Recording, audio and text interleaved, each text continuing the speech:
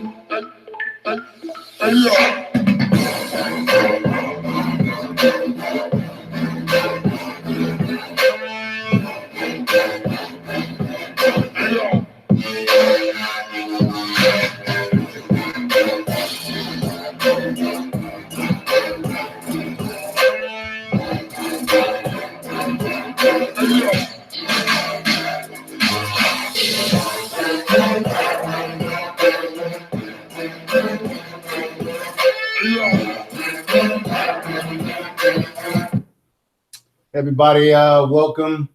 Thank you for, I know it's late. I had a bit of a boo-boo earlier today. I wanted to do this earlier in the day, and I had to run out and deal with some family matters.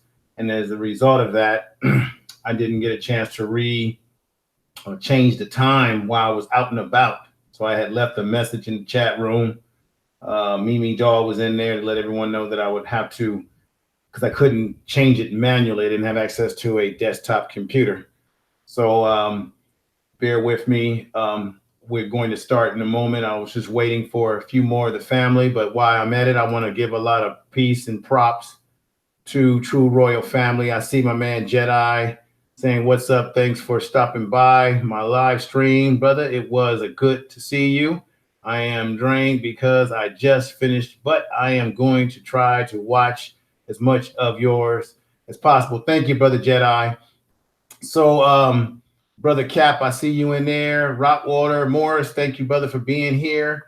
Lioness, it's good to see you, sister. It's good to see the support. I know True Royal Family was here. I know she's been working out and needing, she's been getting her rest, working out.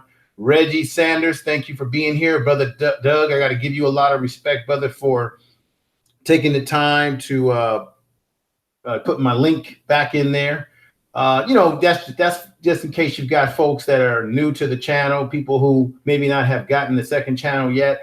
That's my emergency back channel, backup channel.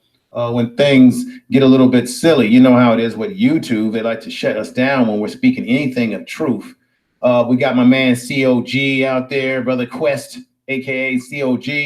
I want to thank you, brother, for being with me, and hopefully folks will catch this on the repeat. Those that are not able to be with us, I know it's a Sunday night and people go to work on Monday, and some people, fortunate like myself, don't have to go to the plantation on Monday. So with that said, I want to thank everybody again. Let me see who else is coming in here.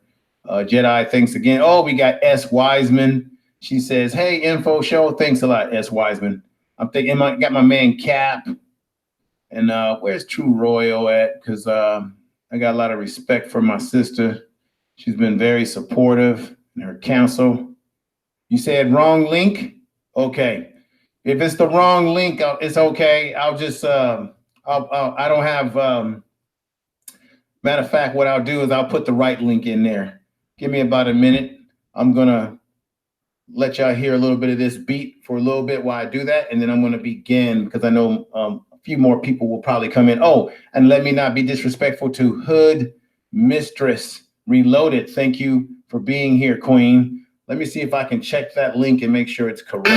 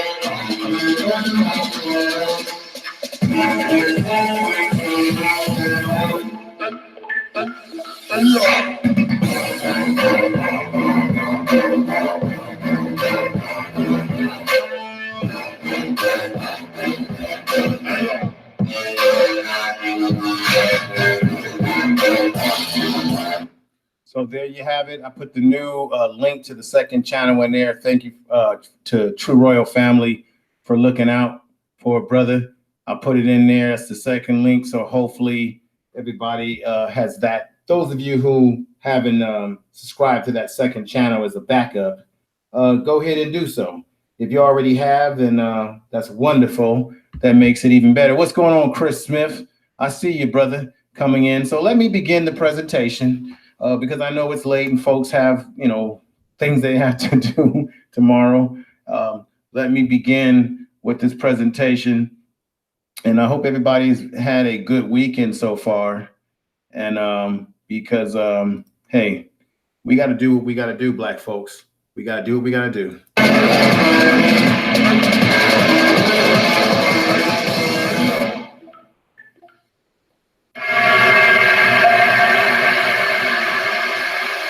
All right, Radio Live.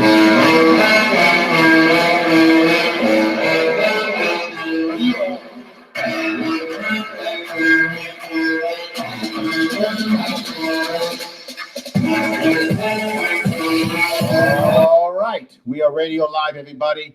I'm on speaker.com right now. I had to play that introduction again. In the purpose of that, I want to thank everybody listening in speaker.com and those that will listen on iHeartRadio, iTunes, Spotify, SoundCloud, any of the various platforms that I may have a chance to port this to. It'll be on Facebook, Live, not on Facebook Live, but the audio. It'll port right to the page and give the audio of this presentation tonight. I want to thank everybody in the chat room again who's been patient with me. I'm going to go ahead and start the presentation, and this is going to be related to the Dogon. Okay, they are a tribe in Maui, which is in West Africa, and I'm going to play a little bit for you, a presentation by me, and I hope it's one that can open up one's mind. I hope you enjoyed the presentation. To the conclusion of my personal presentation, I'm going to play some other interesting things. Now, let me shrink that down a little bit. Let me see here. Let me show you a little something here. Boom. Dogon, gods on earth. Oh, yes. They're very powerful people. That was a beautiful thumbnail that I just recently worked on. It's very nice. And I want to tell you something. I got a chance to talk to my man, Dynast of Search for Uhuru. The brother has traveled Africa extensively. I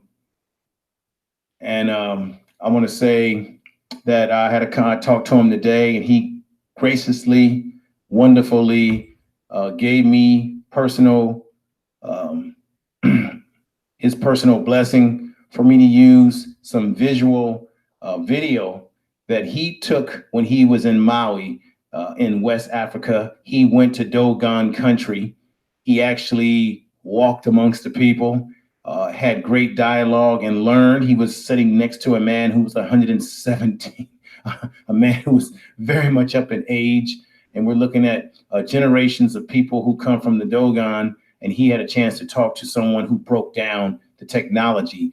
And let me tell you right now, they told him in this interview that they're not using any physical technology. See, it's metaphysical, baby. It's a spiritual connection that they have to the universe that allows them to understand Sirius A and Sirius B and C and how it orbits and the connection that they have to the universe.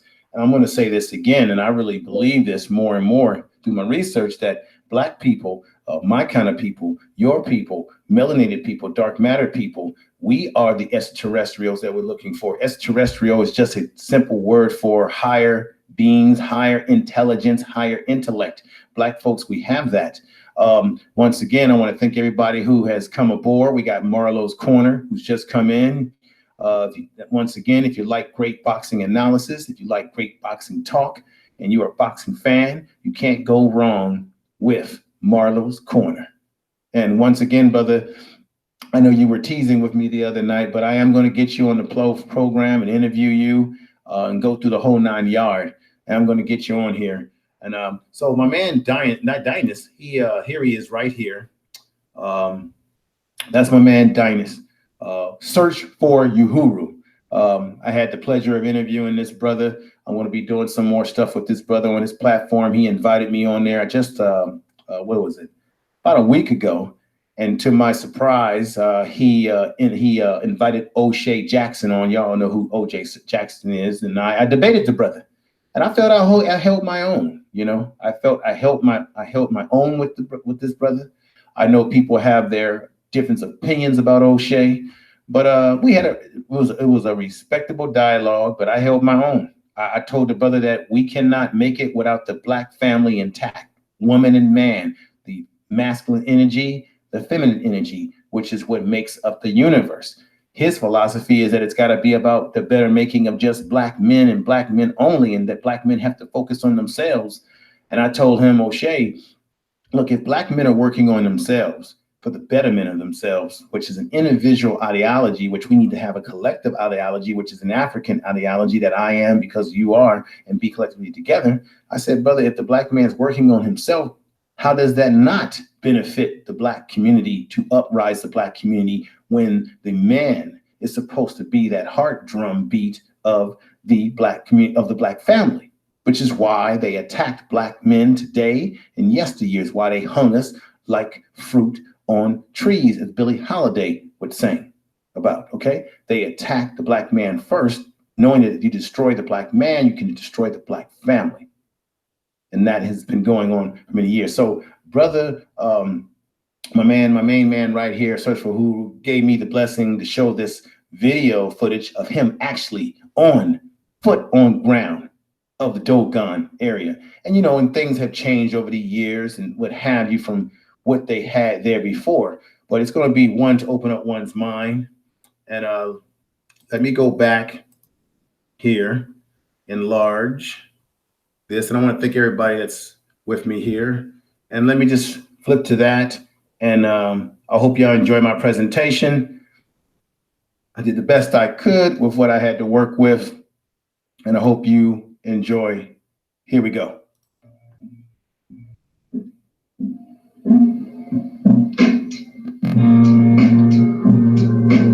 Jacqueline Creature produces. Information is power.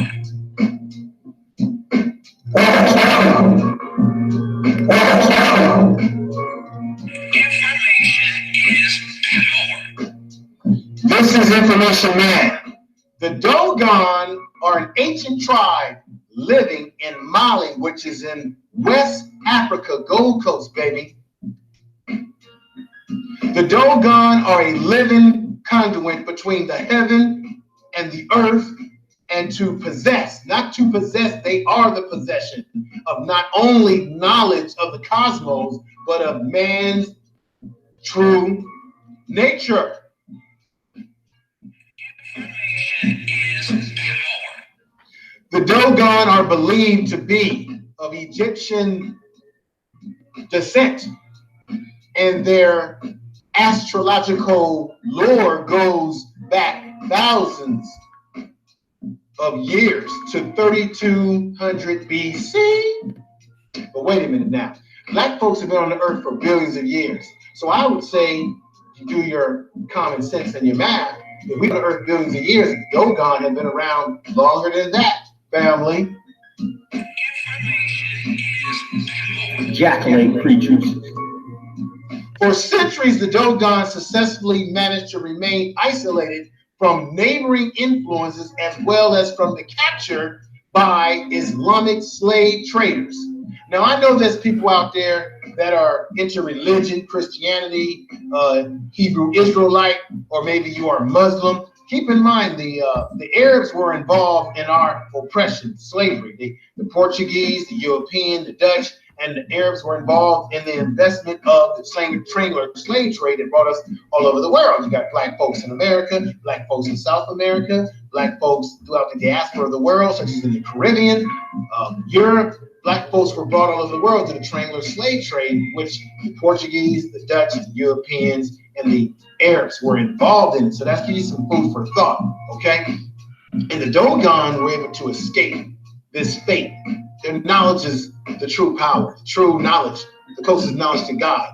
You have to ask yourself, what were black people? What were we practicing before we became Christians, Buddhists, Muslims, or anything like that? What were the origins? What's the origins of where we came from? See, I believe you have to understand the origins, because if you don't know where you come from, if you don't know what happened in the past, you won't know what's happening all around you today. Okay? This is what it's about. Information is power. Yes, it is power. So they have a culture of oral tradition. The Dogon were about oral tradition, which is griots. We have to have griots who pass down the oral tradition from one generation to the next generation. See, we always talk about the ancestors, right? But we don't realize that we are the ancestors, right? We are the ancestors. Deep in our soul and our spirit, they're with us because we are them. I cannot be me without you, and you are you because of me, and I am because we are. Okay? They're here, their history, Dogon history, miracle, powerfully stayed intact. It stayed in powerful intact. What the Dogon kept hidden from the rest of the world is quite amazing. Amazing. Jacqueline creatures. Very amazing, folks. Now, according to one of their oldest legends, a race called the Nomads. The Nomads. They visit the Earth from the star Sirius many millennia, many billions of years ago. The Dogon learned from the Nomads that there was a compensative star, another star system, Sirius B, orbiting Sirius star, the brightest star in the galaxy, the brightest star in the sky, near the constellation Oracle.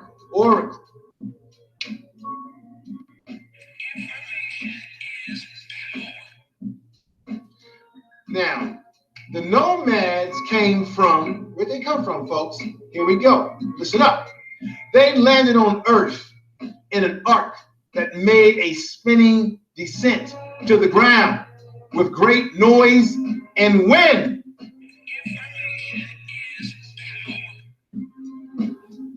In 1930, two French anthropologists from one of the dramatic tribes, German, recorded this legend from the Dogon priest. You see, the tribe's elders not only shared their amazing understanding of astronomy and physics as well, they knew that the Earth was not flat. All y'all out there who believe in that flat Earth stuff. Jacqueline creatures. I am Barack Obama. You're listening to Lions Den and Information. Men speak truth and power. Okay? Now, getting back on this. They knew that the Earth was not flat, as many tribes believed, but orbiting body in space. They knew that the Earth is an orbiting body in space. Yes, that's right.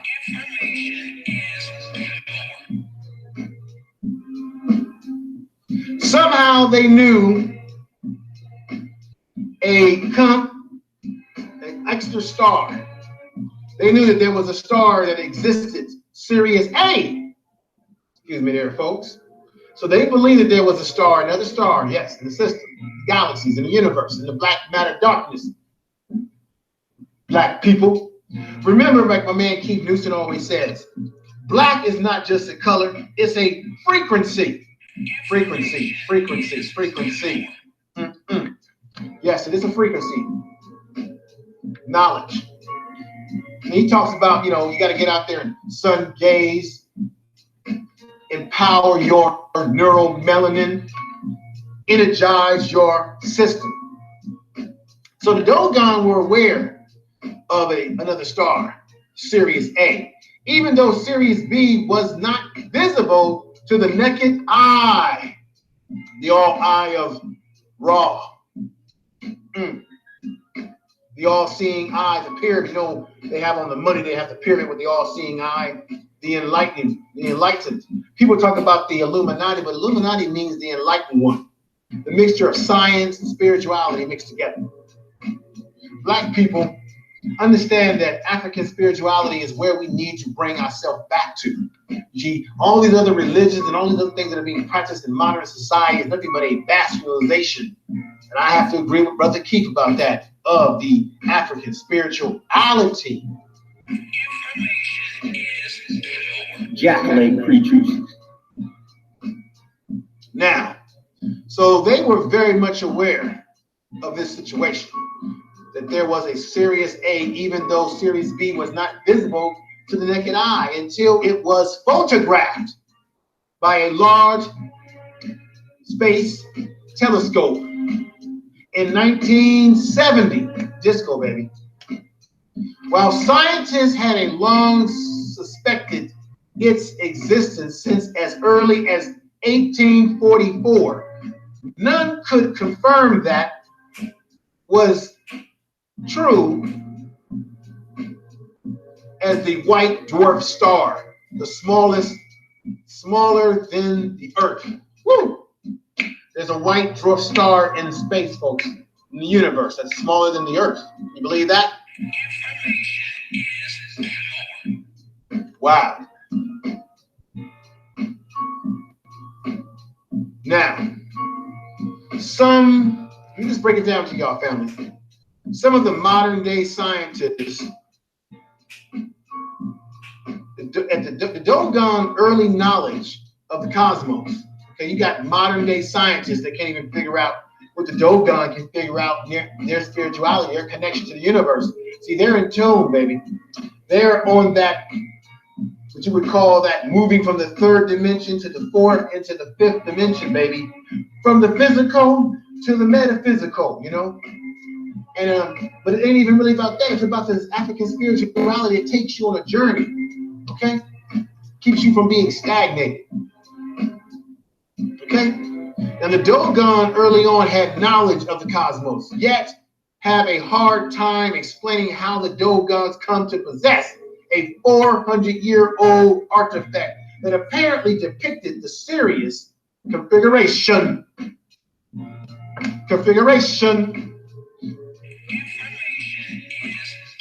I remember when I was in college, family, I was reading a book about the Dogon, and there was a Dogon brother who was blind since birth. And he took twigs and rocks and sticks, and he was sitting on the ground, and he drew the whole damn solar system as we know it, in terms of the Earth, the sun, the moon, stars, some of the stars, and some of the planets. He was able to draw it, and it was accurate, okay? And the man has never had sight, never. He was born blind. This is the brother that's a Dogon. It's amazing. It's very amazing. Okay? Now, since the 13th century, there have also performed ceremonies every 60 years to celebrate the cycle of these stars. So the Dogon, every 60 years, have ceremonies in which they celebrate the discovery of these stars. Sirius A, Sirius B. In the galaxy where we come from, black people, dark matter consciousness. Dark matter consciousness. Black people, wake up.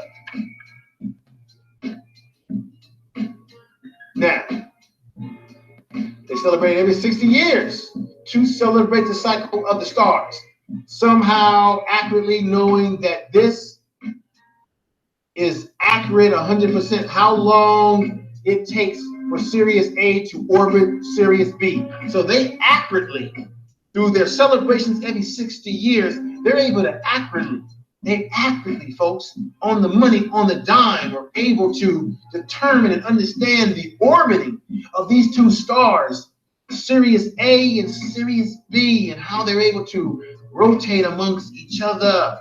This is the information man.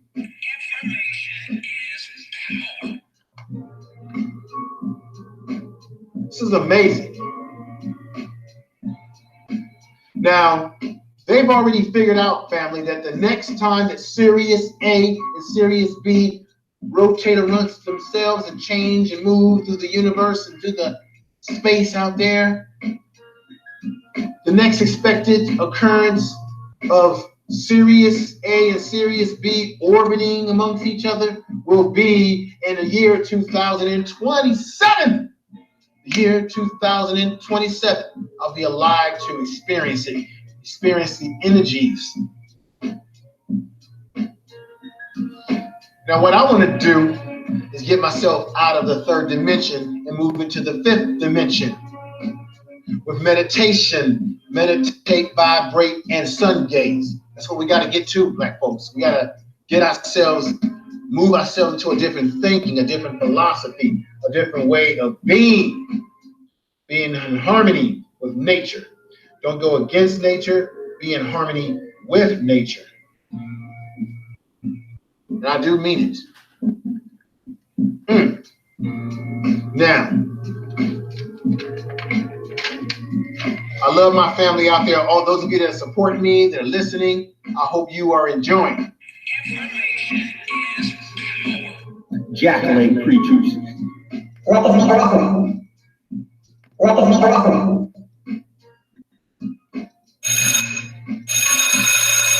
to class. Come on, everybody, get in class now. Boom. Now let's get back to this.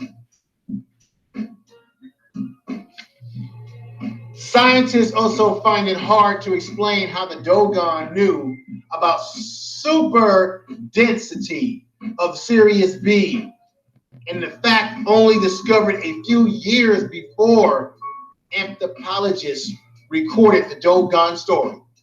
So the Dogons understand the density, the super density of Sirius B. Okay, this is powerful stuff, folks. The Dogon legend goes on to say, it's not to say, this is reality, folks, that the Nomads also flourished, taught, teached, and empowered, and put the power of knowledge into the Dogon with some interesting information about our own solar system. The planet Jupiter has 4 major moors. That Saturn has rings. That planet orbits the sun. Let me read this again. Let me say it again, my people. The planet Jupiter has 4 major moons. Let me say this again. Correct myself that first time. Planet Jupiter has 4 major moons. Saturn has rings that planets orbit the sun. Okay? I hope you got that. Information is power.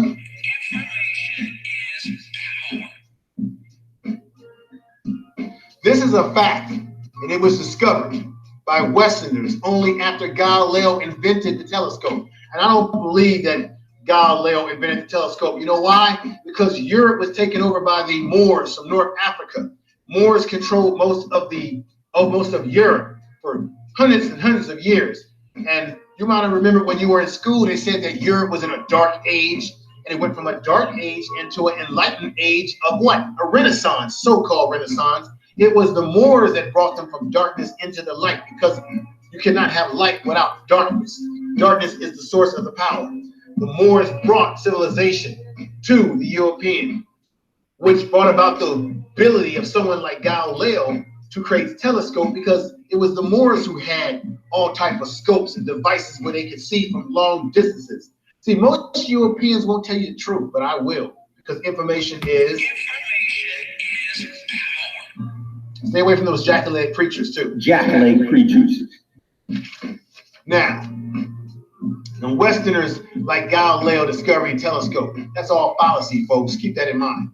Now, as large and more powerful telescopes have been developed through time, the Sirius system, they may be able to validate another Dogon legend of the 3rd star, Sirius C.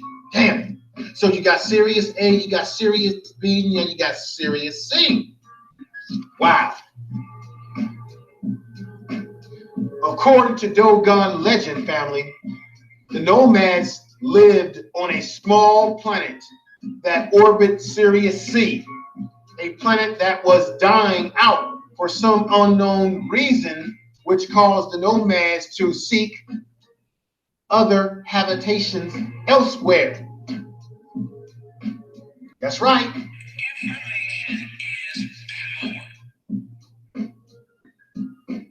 This is powerful stuff. Now, let's just look at it this way. You know, they tell you that most scientists do not consider any part of the Sirius system a prime candidate for life. That's what the Europeans think, but they don't really know. But black folks, we know. We are that we're the creation, baby. There's multiverses. And one important thing to remember, death is a construct. You don't really die, because black people are not linear. We're circular. Look at our hair. It's curly, it curls. Everything in the universe that's been created by the universe has a curled, circular shape to it. Black folks represent that circular shape, that curling shape.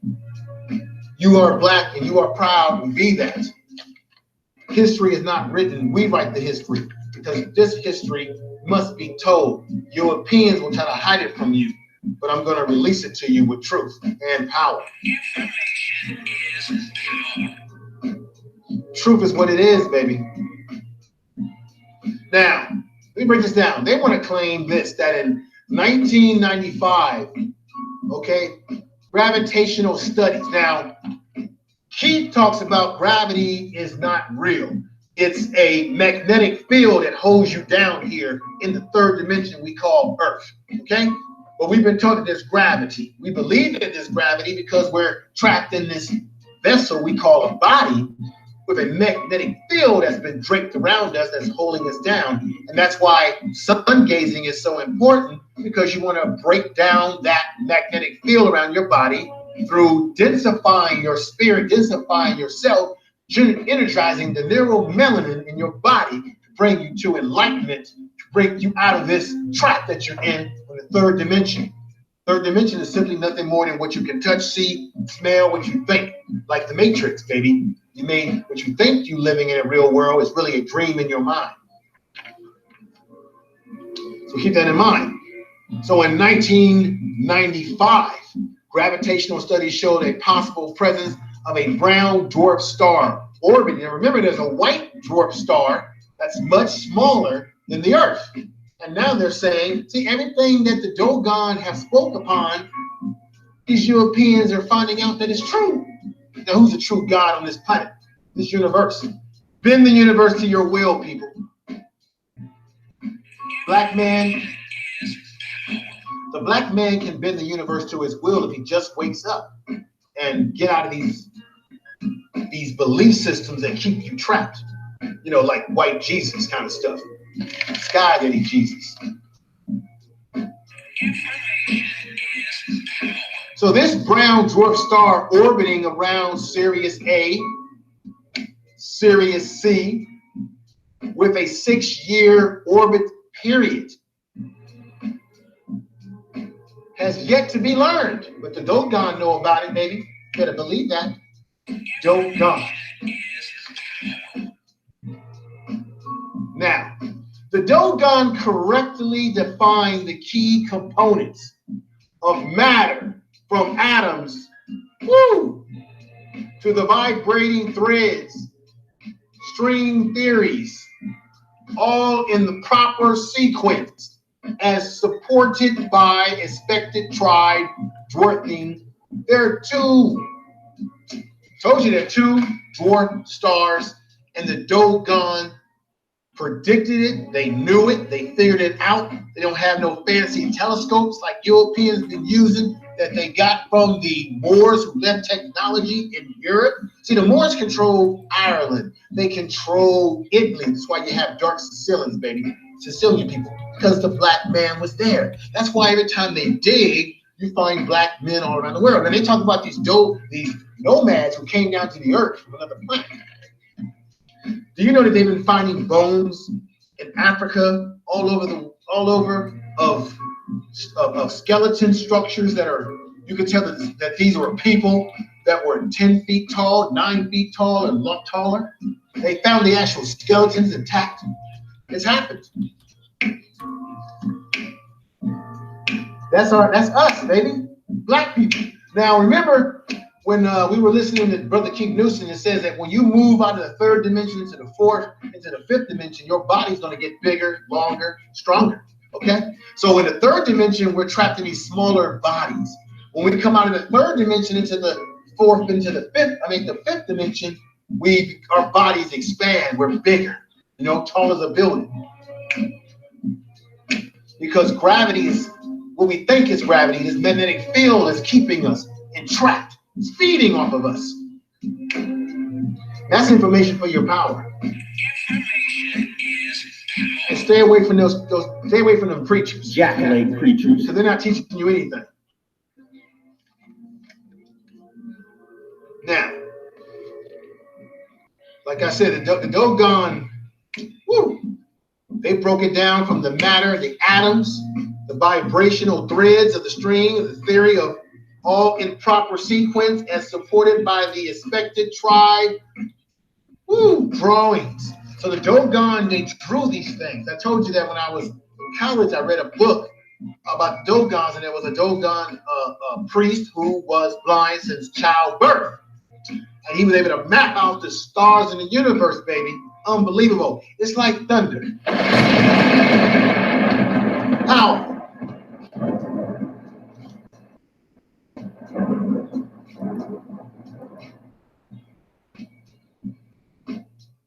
All in proper sequence, the Dogons were able to do this. Woo! Now they said they learned this from the Nomads. The Nomads, remember, as I said before, came from a planet that was dying, something was happening. It was a small planet. But the Nomads, which they call the gods, you know, you got low gods, high gods. Remember, some of you may not know that that Africa as a continent is the most centered place in the world. As the other parts of the world broke apart from it, Africa stays in the center, is at the core of the planet. All the other places in the world are not at the center and the core of the planet, and they're definitely not staying in place. They're actually shifting as Africa stays in its place, in the right place in the core of the earth. Powerful stuff. Information is power. Study, learn it. Get your ass in class. Stay away from those jack-leg preachers, folks. Jack-leg preachers. Now, their drawings confirm this, folks.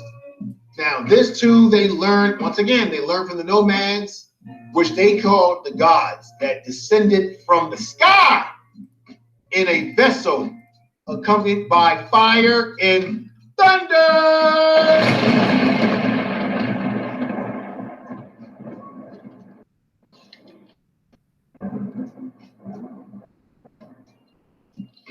Now, the Nomads revealed that these beings, the Dogon, let me correct that, the Dogon revealed that these beings resemble creatures who were clothed in gray and were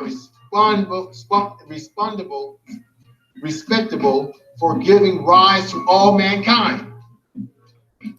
Responsible for giving power to all mankind. Now, I know they're trying to say that these individuals were grays. These were black people that did this. These were black beings that did this, okay? Now, there was a man, and I hope that I can find this, who said that he was doing an interview. He worked in the NASA space program. He had top clearance even above the president of these United States. And he said one day they encountered some type of craft, some type of being, and he said that the people that came out were black people, and they were 8 foot tall. And I told you, when you move from dimensions, okay, from the third dimension into other dimensions, you're of a different size than what you are in this third dimension that we're in, folks. Look it up. I'm not crazy. So let me correct that, because Europeans, they like to throw in their version of things. But we're going to correct it. That was black people. The Nomads were ancient black people. They were from the stars, baby. Chloroforming these planets up here in space. Understand that. Because black people, we know alchemy, baby. Creation. Information is power. So the Nomads revealed the knowledge. They were the first teachers to the Dogon. They were responsible for giving rise to all black kind, in my opinion, in my feelings. The Nomads' visit Earth is also allured to an ancient Babylon myths. Africa is often known as the cradle of civilization and the birthplace of humanity. No, it is the birthplace of humanity, family. Now, we got to question these sort of things now, in this sense that the question is then, who were the Nomads and what exactly did they bring to the earth? They brought knowledge of self. They brought technology of spirituality. that allowed the Dogons to be on a whole nother level of cosmology, okay? Spirituality, connection to the universe, connection to the stars, dark matter consciousness. Like I said, black is not a color. It's not just a color, it's a frequency.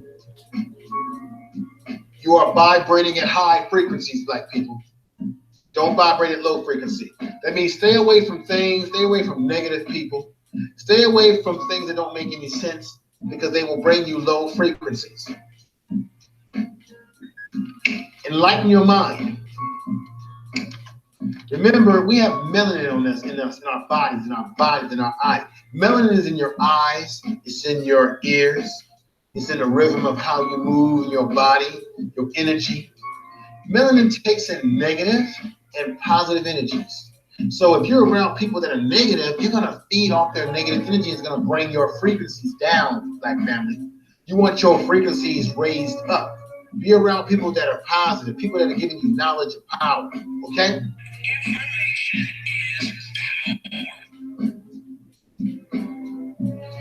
Woo. Now, Africa, like I said, is at the center of the earth.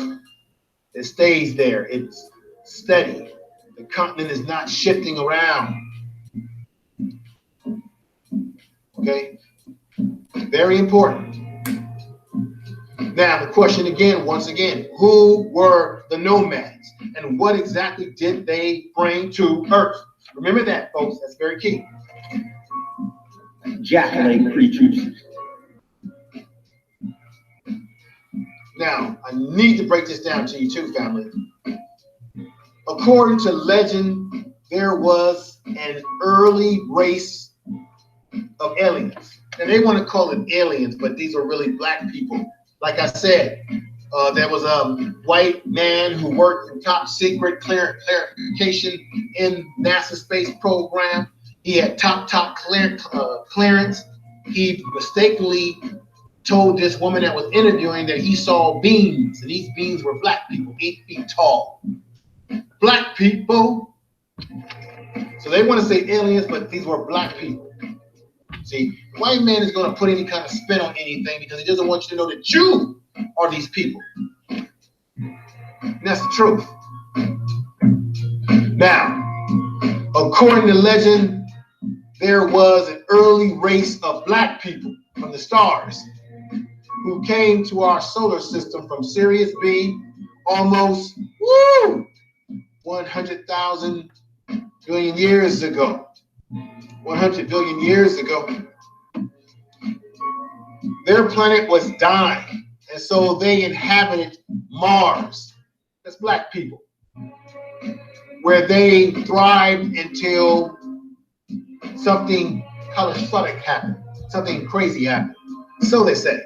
Now, Mars was struck by a huge asteroid about 900,000 years ago, which eventually altered the atmosphere, forced the race of black people to seek habitation elsewhere. This is black people, okay? You people, my people, your people, my people, black people. Information is power.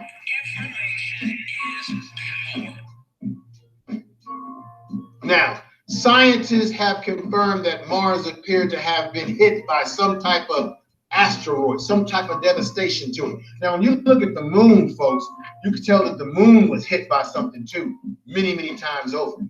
And you know that the moon, if we don't have the moon, our planet is in dire strait. The moon controls the tides of water on this planet. The woman's menstrual system works off of the system of the moon. Knowledge is power. Very important, black folks, because I love you. Now, we eventually in the past, as well as there being strong evidence of past civilizations.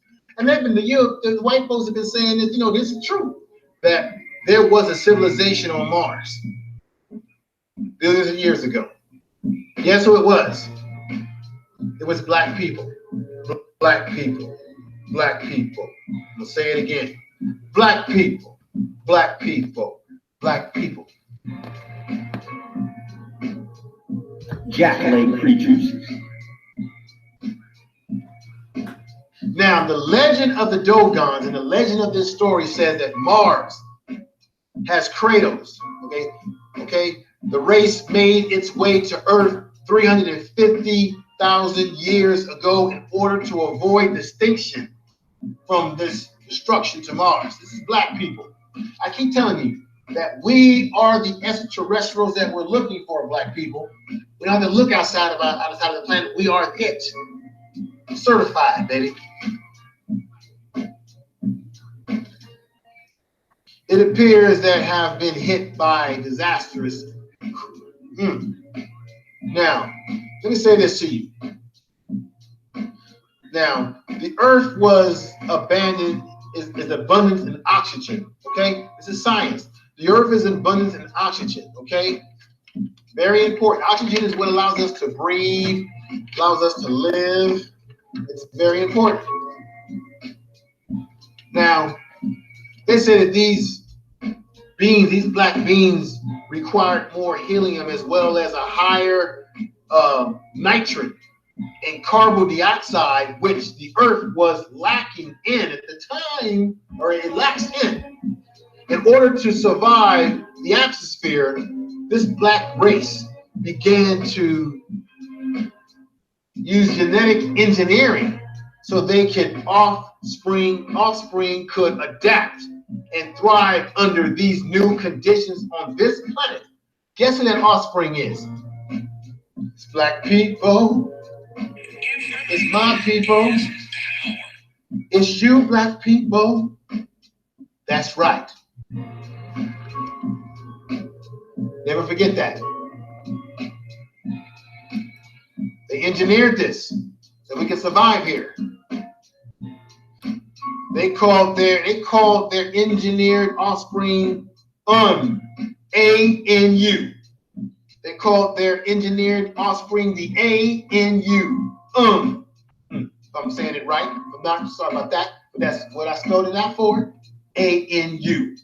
Information is power. Information is power.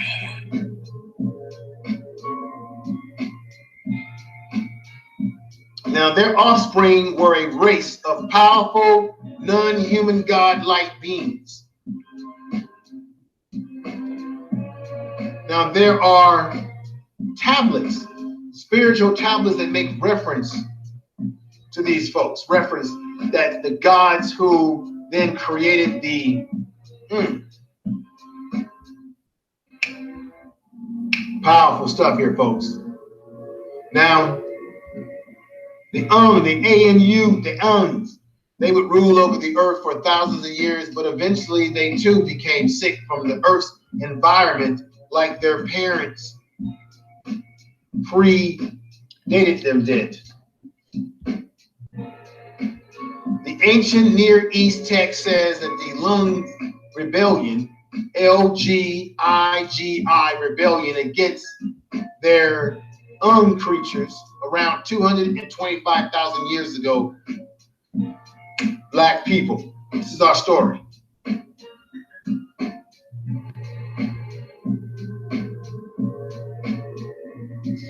The Dogons were a powerful people, enlightened. Now let me let you know this.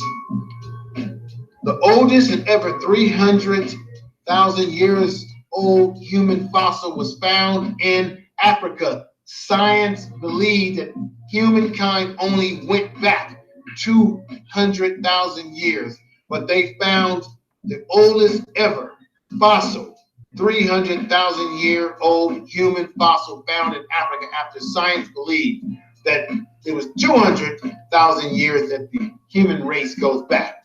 These new findings also provide information on evolution of the human species, as the fossils were found to have had large brain areas. Okay, so basically the shape of the heads were probably larger, more pointier in shape. Think of Brother Keith talks about this. which lacks the shape of humans today. Because, you know, they were such a spiritual people, they were so connected with the universe that it brought them closer. They were so much connected.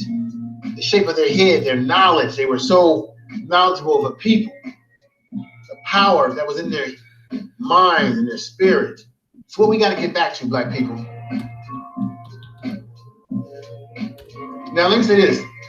There have been molecules, cellular biologists who have discovered segments of human genes that have been clearly fused, leaving traces of evidence of distinction in vision of singular genes into the human genetics.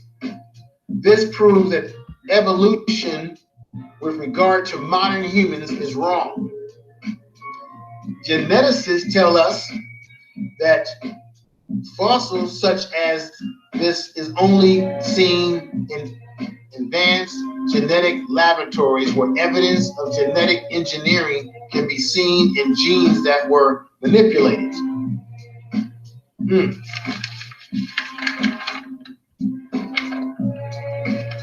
If true, this is powerful stuff, folks. It's very powerful. I want to thank everybody for listening to the program. I want to thank everybody out there that's been supporting the Information Man. I love you all. Family, that's that part of the presentation. I hope you were able to make out some of the things that I was saying in there, stating the Dogon are very interesting people, very ancient people. It is part of our history. It is in West Africa, Mali, West Africa. It is a place that that I want to go. I'm going to be talking to Brother Dynast about preparing me for travel there because he has made inroads with some of the guides that take you to these sort of places. This is not going to be like going to some hotel and hanging out in some fancy little place. You're going to be out there in the elements with the people. And he has the connections there with people that know him, that he used as guides when he went into the various villages and he took part in these realities. And let me show you again, folks, and I hope everybody's doing well. Once again, Dogon's Gods on Earth. We got my man Dynast right here. He's sitting down, and this structure behind him is where this brother right here lives. And they're talking about the Dogon and what was happening. And I'm about to bring that presentation to the family.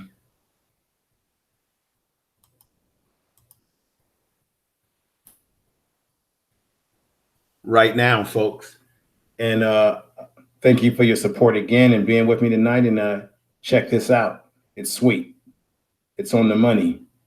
Brother Dynast is out there in the elements where I want to be, talking to these ancient Black folks, these beautiful Black folks. Technology. Now, the Dogon people, they were able to chart and map out the Sirius star.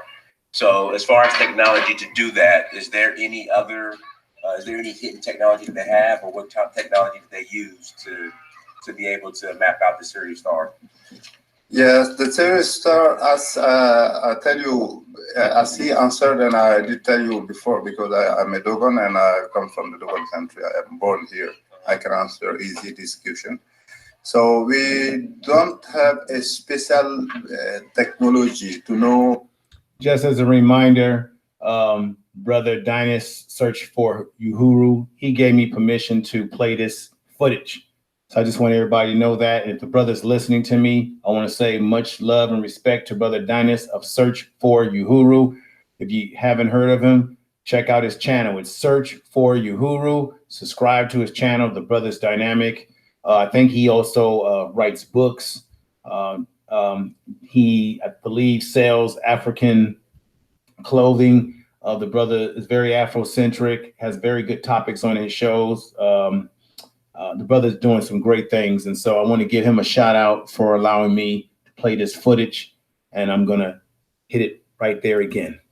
About the Sirius star, but we Dogon people, we think our history is related and linked with the Sirius star, because in our mythology we still think that we come from the sky through the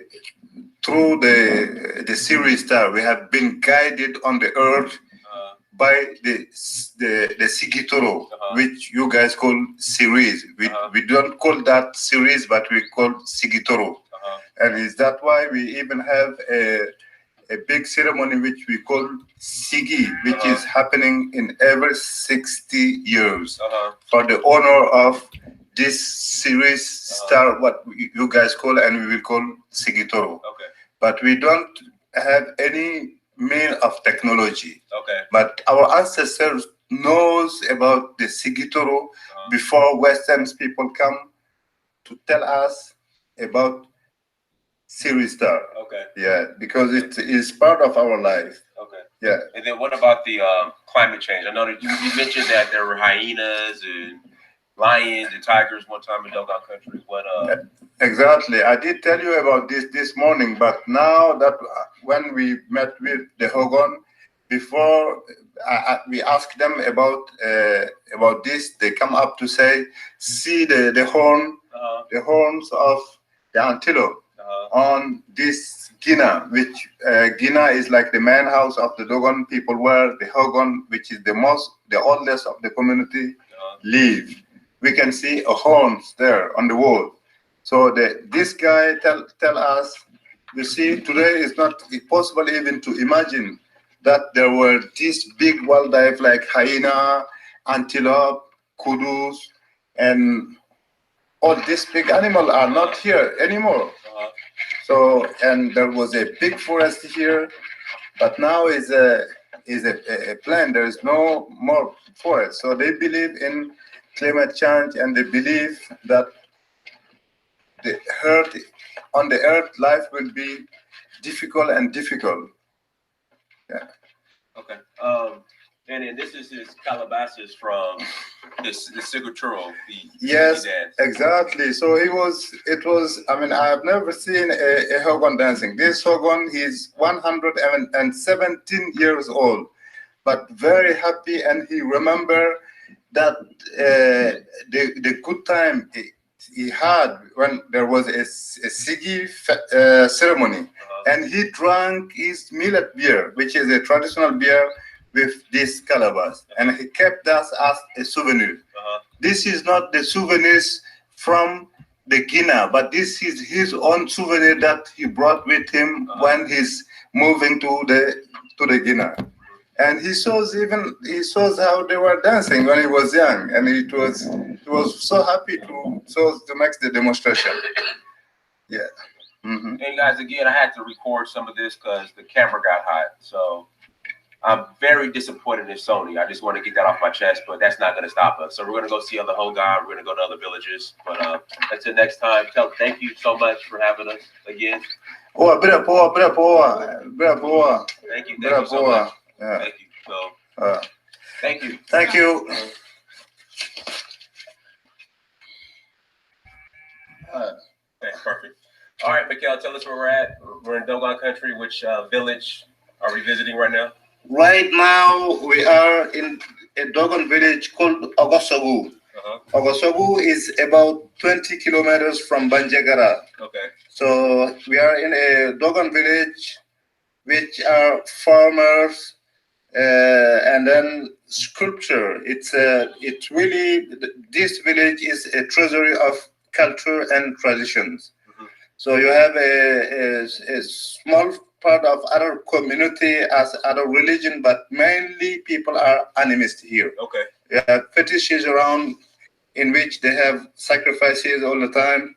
So, but right now we are in the family where live a son of a Dogon. So he's a Dogon because his father passed away about 2 months ago. Okay.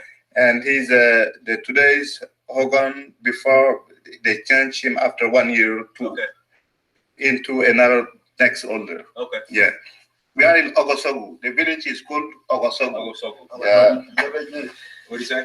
Yebeje is the family name. Yebeje. Yeah, in that village it was Jigibombo, people were Kasoge. Okay. So here is Ogosogu and they are Yebeje. Keep going. That's what I said. Yeah. Okay. Go ahead. No, but I was going to ask a few questions. Okay. Thank you. Tell the whole guy I said thank you for allowing me to come to his village and take your time out to answer our questions. Okay. Wa brepo basi ena daga ana binue ko ena mekena dagi ena be dagi wako wa brepo What did he say? What did he say? wa brepo he said you are welcome. Oh, thank you. Yeah, Thank you are you. welcome. No, so like the first question that people had and I had myself was, now the Dogon were the first to map out the stars as far as Sigatural, which we call the Sirius star. Yes. I know space travel is a big initiative as far as life being able to go to Mars and live on Mars. Do the Dogon think it's possible for human beings to live on other planets? Okay. Uka jamana na mohorebe munu bita appareil fe ubise kalo shaking kalo kononton minka chanoe usoko ke sankolo fe bi ubega anyenyini de minti yan dugu koloe nu bise kata sanfe kanyena mayake eske ko an hakilla ko ubise ke ka fo ko adama den ka boya kata sanfe kanyena mayake eske ko an dogono hakilla na ko ubise ke parce que Disiga ke udi ga udi kono. Huh? Amba mi ga ko disiga ke. Otisega ke. Ne na sere ga ke amba ndaji ga amba mi ga ko disiga ke wujan di ga kono ko. Amba udi ni ga mo. I originally ke. He said they don't understand how it's possible. Okay. And they don't think that will be possible one day. Okay. But living outside this planet, they don't think it's possible. Okay. Yeah, this is what they think. Okay.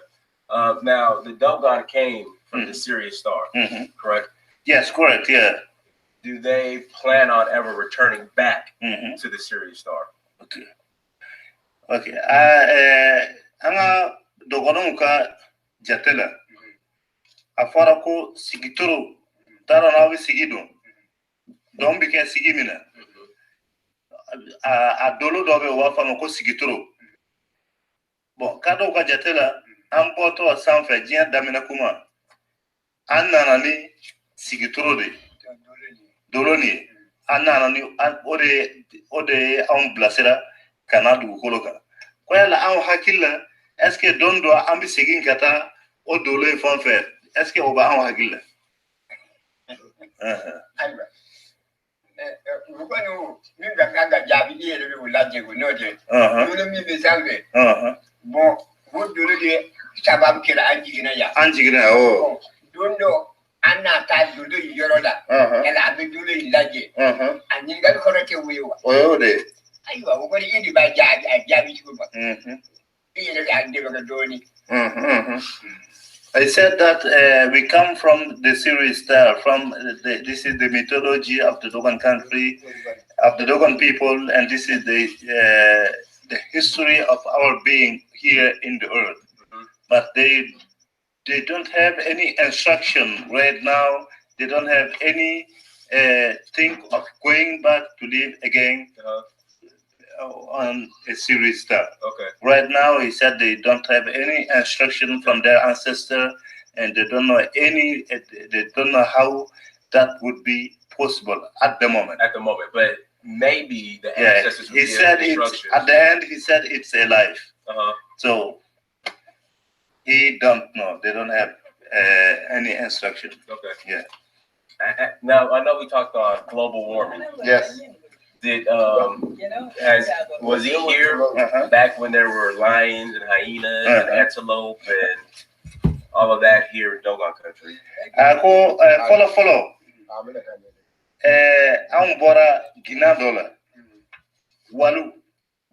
anye o gerewe so sans felaula ko est-ce que e benani atle ko kuma kona bagan ba nunu kume ya mokatimina mi surugu ni walu nuni wara nunu ani wara baw est-ce que ko e benani o wakati anana ama walu shoradi andi lega togo me uga gari re choro mi suga walu ga gari yore jiraona kan aga pungo do togo bi ba ko walgoro waldi bi to yu wal shi yoro kundu ne she gongenu nu shoni anga na gongu tara ne she ka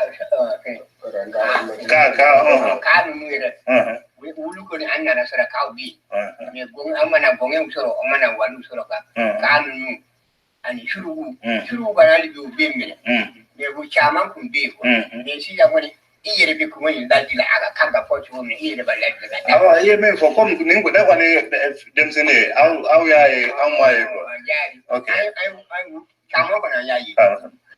He said he didn't found the walu himself because but his father sows the walu.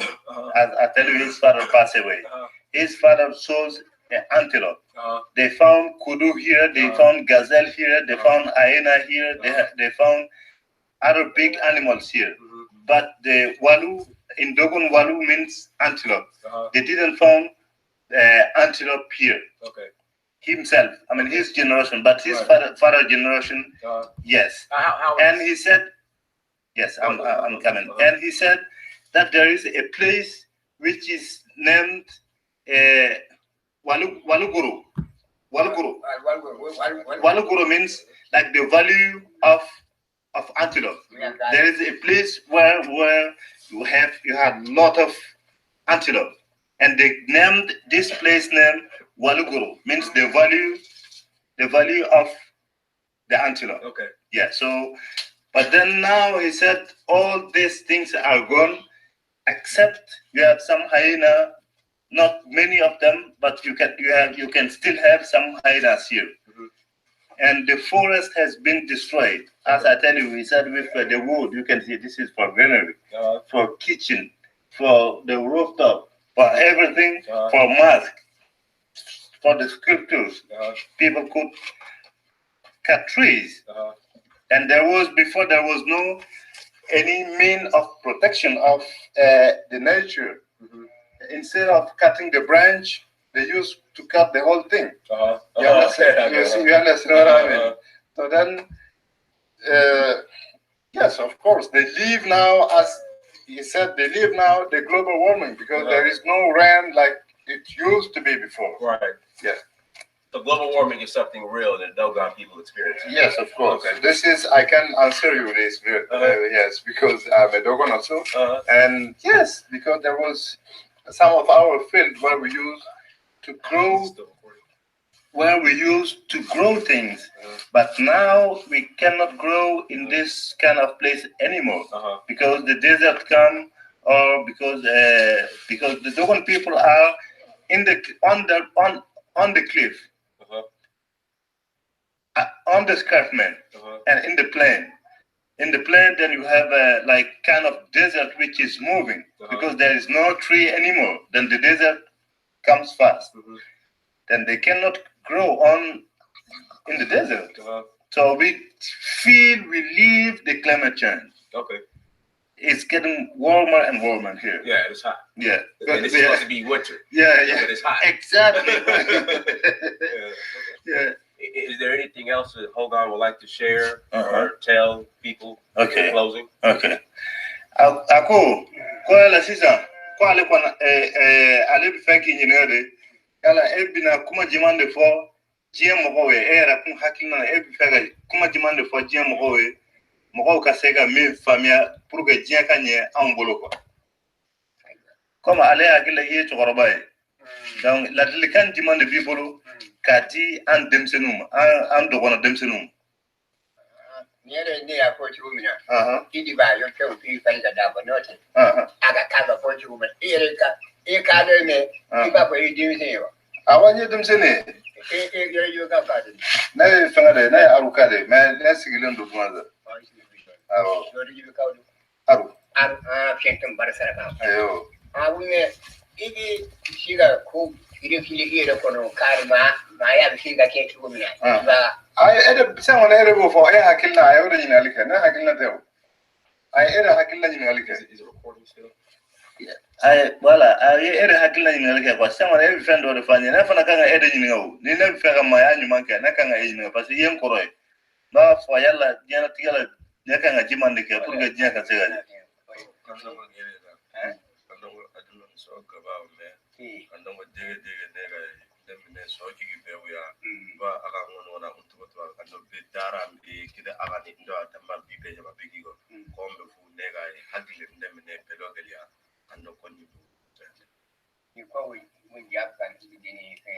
I let Eda Kana Jabi.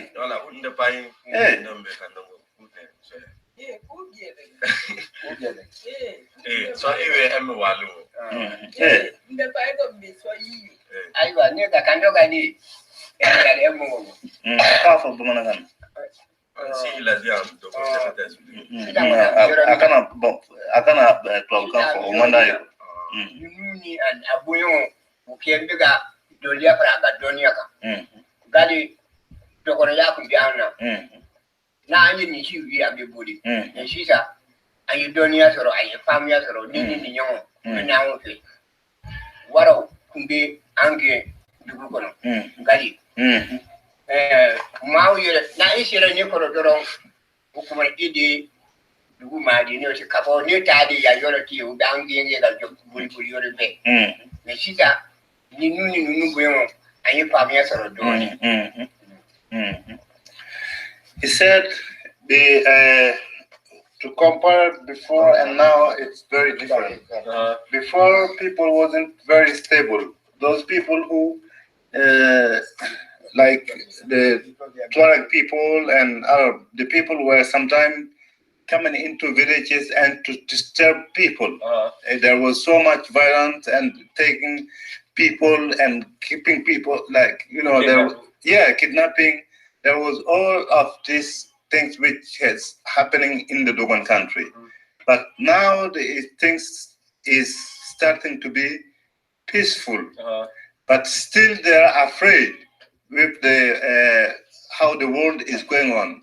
Because now it's not like coming into village to do things individually, but we have bombing sometimes, we have new aggression and a new violence with collective violence, but they are still afraid of the world is going now. Then he asked to the people to bring peace in their heart, to have a stable life. Yeah. Okay. Thank you. Tell him I said again, thank you for taking time out and hearing us out and listening to our question. Ako ini chain baraji, kini chain ika jingari jabula. Ko ajara iko sila. Thank you so much. Kalpo. In their side, the other side you said Grapo, but here they said Kalpo to say thank you. As I tell you, from different dialect. Different dialect, exactly. Here is Kalpo. Okay. And in the Arab village, it was Birapo. Yeah, this is how it works. Thank you. Birapo.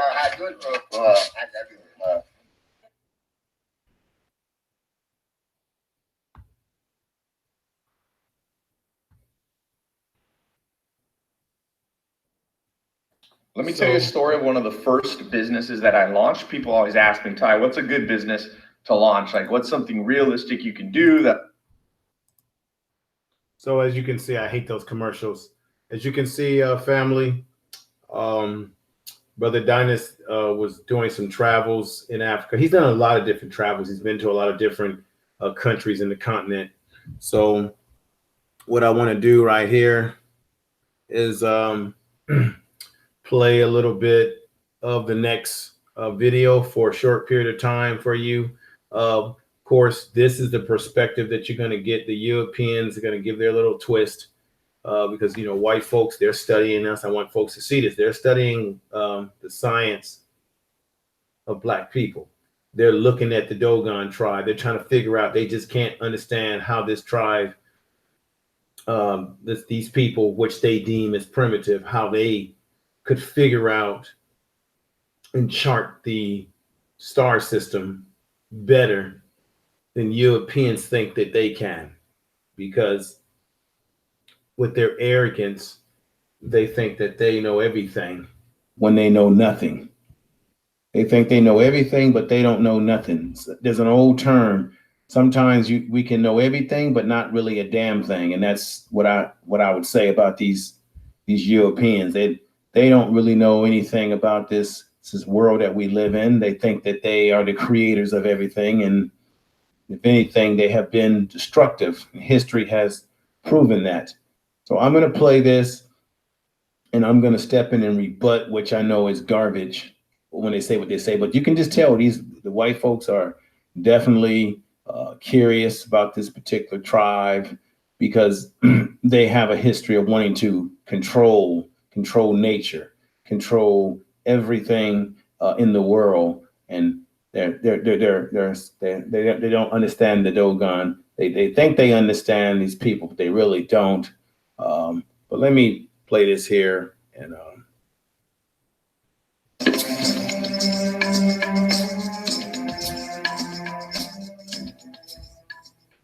okay, the Dogon are a priestly modern-day African tribe. They're outwardly primitive, and they are. So I don't like that statement right there when he says that they're outwardly primitive.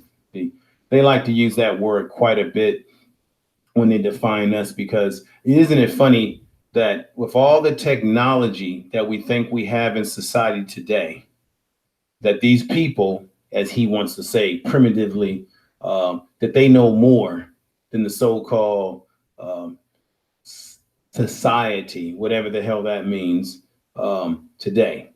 You see, this to me proves that Black people, we are truly godly. We are truly connected to the universe, because you heard earlier when Brother Dinas asked one of the priests, what's the technology that you all use to understand the star system? And he says there is no technology, physical technology as we see it in America, like some type of instant, like this computer that I'm touching or these instruments that I have here. No, baby, it's pure spirituality and connection. Are from Mali, which is a country in the northwest bulge of Africa. And in my opinion, the Dogon tribe, for anybody who is interested in ancient symbols or ancient religion and what it all means, the Dogon are a great untapped resource. Mm-hmm. And my first exposure to the Dogon came, as you said, through Robert Temple's book, The Sirius Mystery. And I began following some of his sources when I began to research about the Dogon. The thing that brought the Dogon to the attention of the public was the fact that they seemed to know some things about astronomy that they shouldn't know without having powerful telescopes. See, listen to how they try to marginalize, underestimate, and undervalue our knowledge. He says they sort of know some things. No, they know the whole goddamn franchise. He says they know some things they shouldn't know. See, Europeans, they hate it. They hate when we know more than them. They hate when someone that they deem as primitive, particularly Black people, they just can't stand it when we know more than them. It's just like when the Africans who traveled over here 800 BC, I think it was Dr. Ivan van Sertimer. I had that book in college, and it talked about how Africans traveled to this part of the world. They were trading gold and doing trade with what we call native people that were here, and they were trading. And the native people that were here is Black people. Let's just keep it real, okay? And so they made statues of these Africans. I think in Mexico, down there in Cancun, they had these huge statues. And I know Dr. Ivan van Sertimer, he documented this. And a lot of times European anthropologists would say that the negroid features, the noses and the lips on these statues had to be made with tools that were jagged, tools that were not well. And that's why they were able to make these pronounced full lips and noses on these statues. that's a fallacy. They made these statues of these black men who traveled over here because they believed that they were gods. That's right. They believed that they were gods, and the statues were monuments to what they believed. And then there was trade that was going on. Even when you look at Aztec, the Mayan Empire, and you look at their calendar, their symbols, it's very similar to African culture because it is African culture. I remember through my studies in school that they found Egyptian pottery in South America, and they found some pottery from this part of the world in places like Egypt, which proves that Africans understood navigation and travel.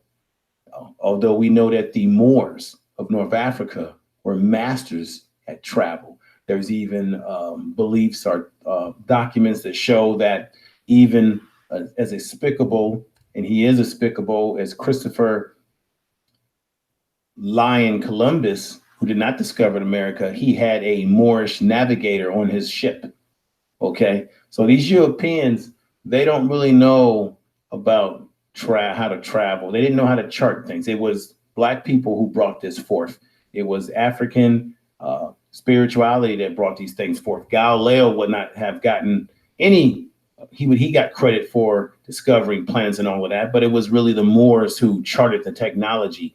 And when you look at technology, it doesn't necessarily mean that it's a cell phone or some kind of hardware. Technology could be just plain neural, mental, melanin knowledge in your brain. Okay, I've been doing some sun gazing, and I noticed when I've been sun gazing lately, I'm feeling more energy. I'm feeling more at peace. And one of the things I've been noticing is that I've been able to focus a lot more. And when I focus, I'm able to get all the noise out around me and zoom it completely out. I'm feeling totally at peace when I'm doing this, which is why when you experiment on yourself like this, firsthand, you will know that these things are true. When you don't take people's word for it, try it out for yourself and see what it does for you, how it impacts you. I think I believe more and more as we begin to seek knowledge and continue to learn and seek knowledge more and more, and the more enlightened we will become, and the more we'll realize the crazy world that we truly live in, which Europeans occupy. But, time is coming, the timetable is ticking on them, definitely, for sure. And we're seeing it. I was very amazed by the hog, what was that plant? I've watched True Royal Family do the live stream about that hog moss or whatever it is, a twig or hog weed that comes from the Caucasoid Mountains. That was very dangerous. If you're a very unmelanated person, it's a very dangerous plant to non-melanated people. And you know what I'm talking about. Let me go on with this and continue to critique it as well. They knew that the Sirius star system involved 2 stars, not 1, and that one of them was a very tiny dwarf star. And they knew that the orbital period of the 2 stars for each other, among other things. And so I began to pursue that. And I discovered that that's just really the tip of the iceberg. You might remember that Carl Sagan proposed that the Dogon knowledge about these stars came from some modern visitor to the tribe. Right. But when you get down into the Dogon system, you realize that this information about Sirius is part of a much larger system of knowledge. And all the words used to describe that system are really ancient Egyptian words. And so from my perspective, I can't imagine a modern visitor who could have come to the Dogon and told them these things who would have couched them in ancient Egyptian words. Now explain that a little bit more for me. Okay, the words that define the system that scientific knowledge is part of are all ancient Egyptian words. And so if you imagine some modern day scientists coming to visit with the Dogon and telling them things they didn't know, how possibly could that person have been capable of giving that information to the Dogon using ancient Egyptian. Okay, all right. Follow. There's no way they could. Right. And so that's the first indication that we're talking about a system that. See, this is where the Europeans get it wrong. I mentioned earlier that you had Africans who traveled to this part of the world. Africans, see, Europeans think that they're the only ones that know how to communicate with each other. African people in the diaspora of the world, because this whole damn planet belongs to us, we're communicating with each other, connecting. Like I said, you had Egyptian pottery here in this part of the world. You had connections in the continent. All these different countries as we know it today, and a lot of them, the countries that we see today, like Nigeria, a lot of these countries, modern names for African countries today, they didn't exist thousands and billions of years ago. There was something else, some other name for different cities and places. But this thought that African people are just living in the continent and they have no connection to each other, okay, is complete hogwash. Okay, there's a connection. Everything has a connection. Remember, Black people, we are, what are we? We're circular, we're not linear. See, Europeans, as you hear them talking, they're looking at everything in a linear perspective. Black people are circular. We connect with one another. We share information. They don't understand this is Egyptian writing. How did the Egyptians get it to the Dogon? How did the Dogon get it from the Egyptians? Or where did they get it from? Where?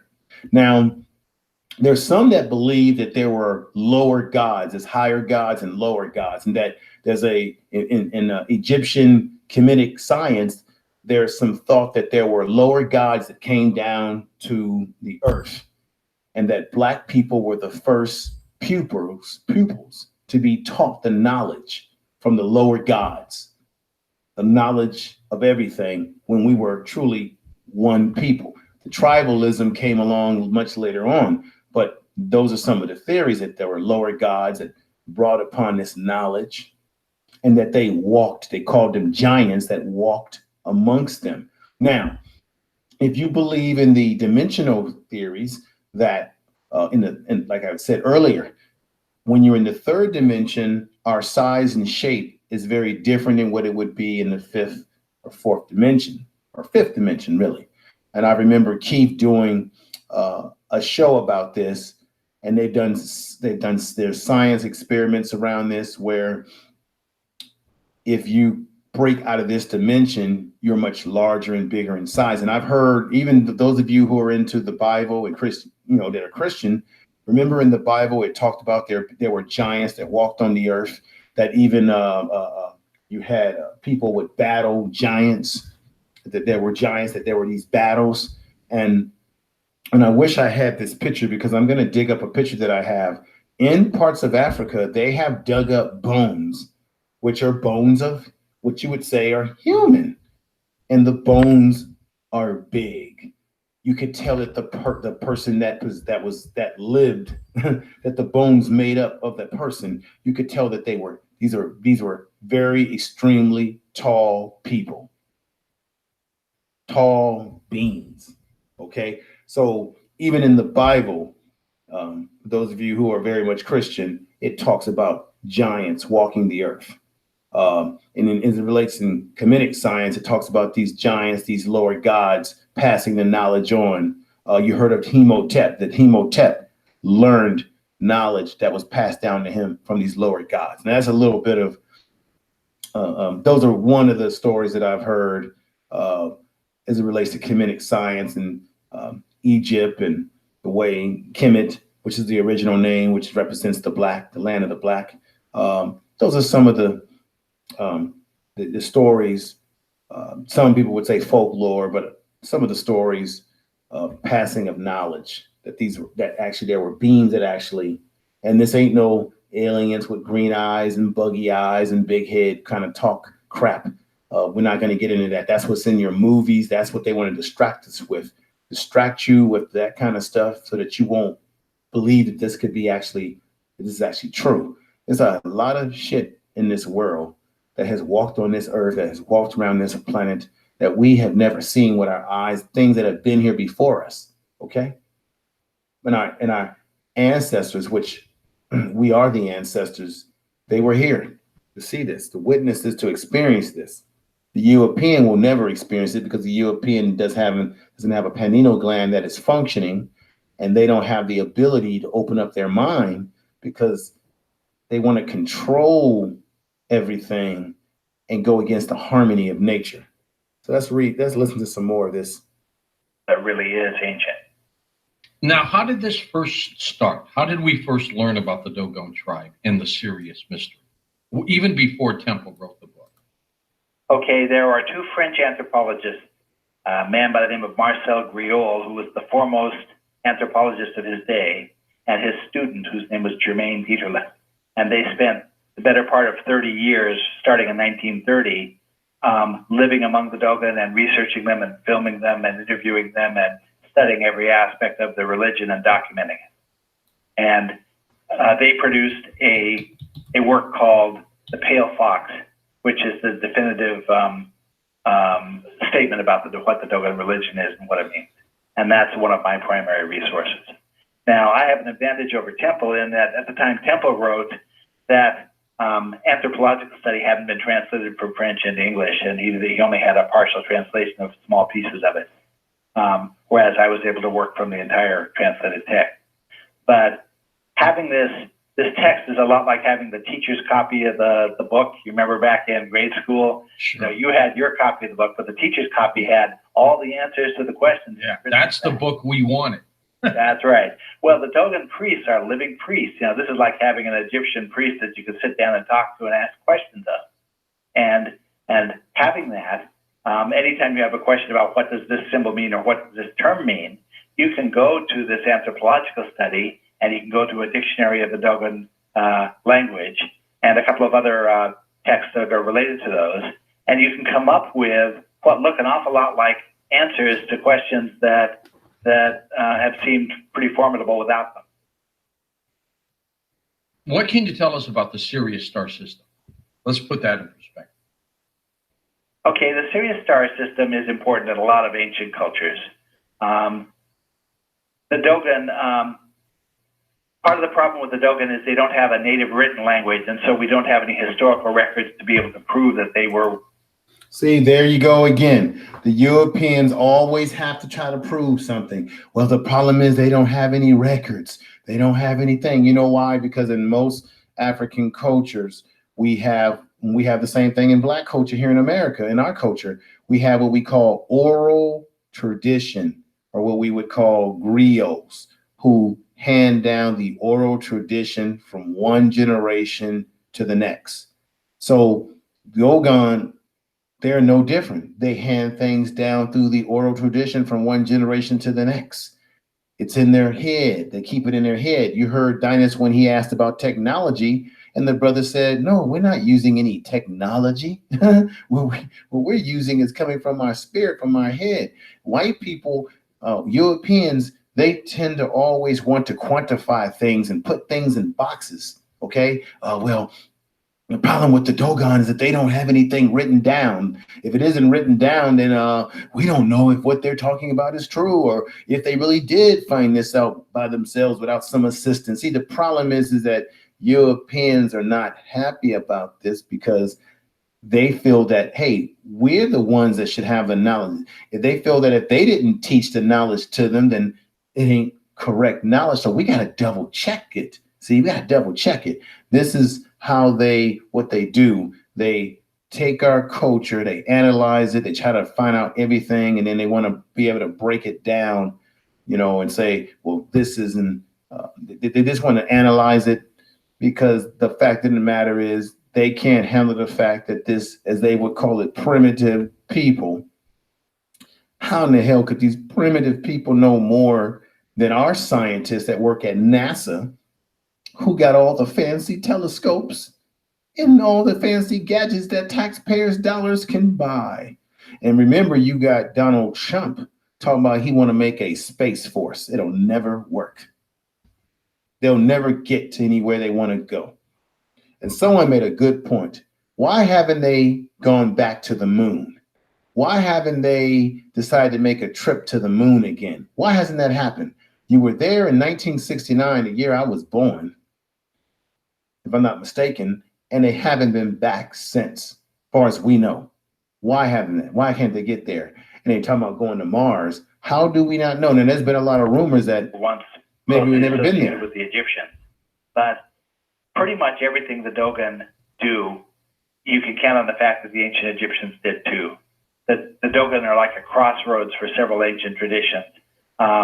They have rituals that are a lot like ancient Judaism, and they have civic practices that are like ancient Egypt, and they have a cosmology that's like ancient Buddhism. And so here you have in one package information that binds all of these traditions together, and Sirius is sort of at the heart of that. The Dogon have a festival called the Sigi Festival. Now the word Sigi is really an Egyptian word, Sakai, that means to celebrate a festival.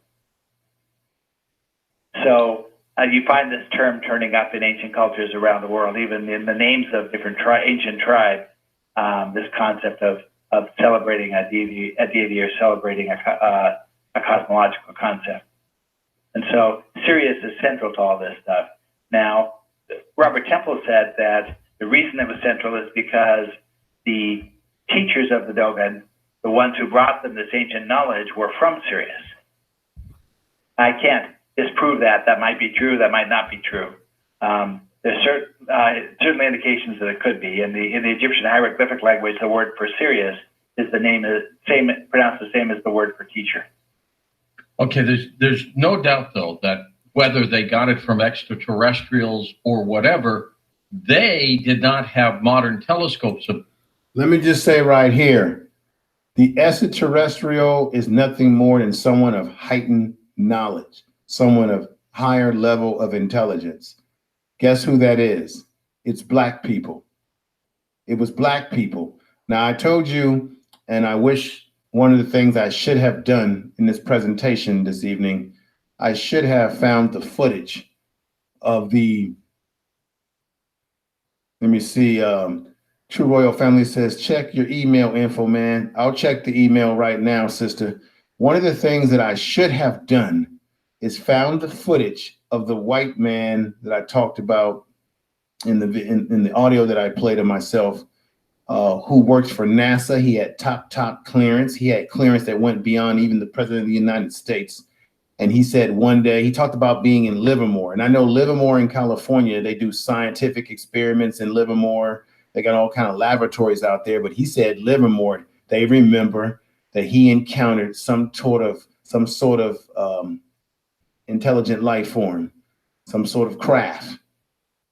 And he said, and he slipped at the mouth when the white woman was interviewing him. You could tell he didn't want to spill those beans, but he did. He said he saw Black people, and he said they were 8 feet tall, coming out of some kind of craft, coming out of something. And when we talk about dimensions, meaning when you move from this third dimension being trapped and go into the fifth dimension and further as you can go, you become enlarged in size out of this third dimension. I remember Keith in many of his presentations, Keith Newsom, talking about the fact that when you're able to break the dimension, third dimension, and get yourself the hell out of here and go around the Van Halen belt, around those stars up there, making a clockwise movement, that from that point on, when you break into that metaphysical space, break out of this trap that you're in, you can pretty much go anywhere you want in the universe. The universe is your oyster. Now, let's say that that is true, 100% true. Let's say that these Black beings that this man saw were actually beings who are out of the third dimension. They would have to be out of the third dimension.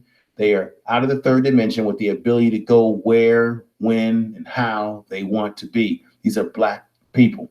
These are not buggly eyes, big head. That comes from movies and the imagination of people in movies. Available to see a second star system. Is that correct? That's right. But if you go far enough back in any of these ancient traditions, what you bump up against is a belief on the part of the culture that they received civilizing instruction from somebody who knew more about it than they did. Okay. Now, this system that's there now,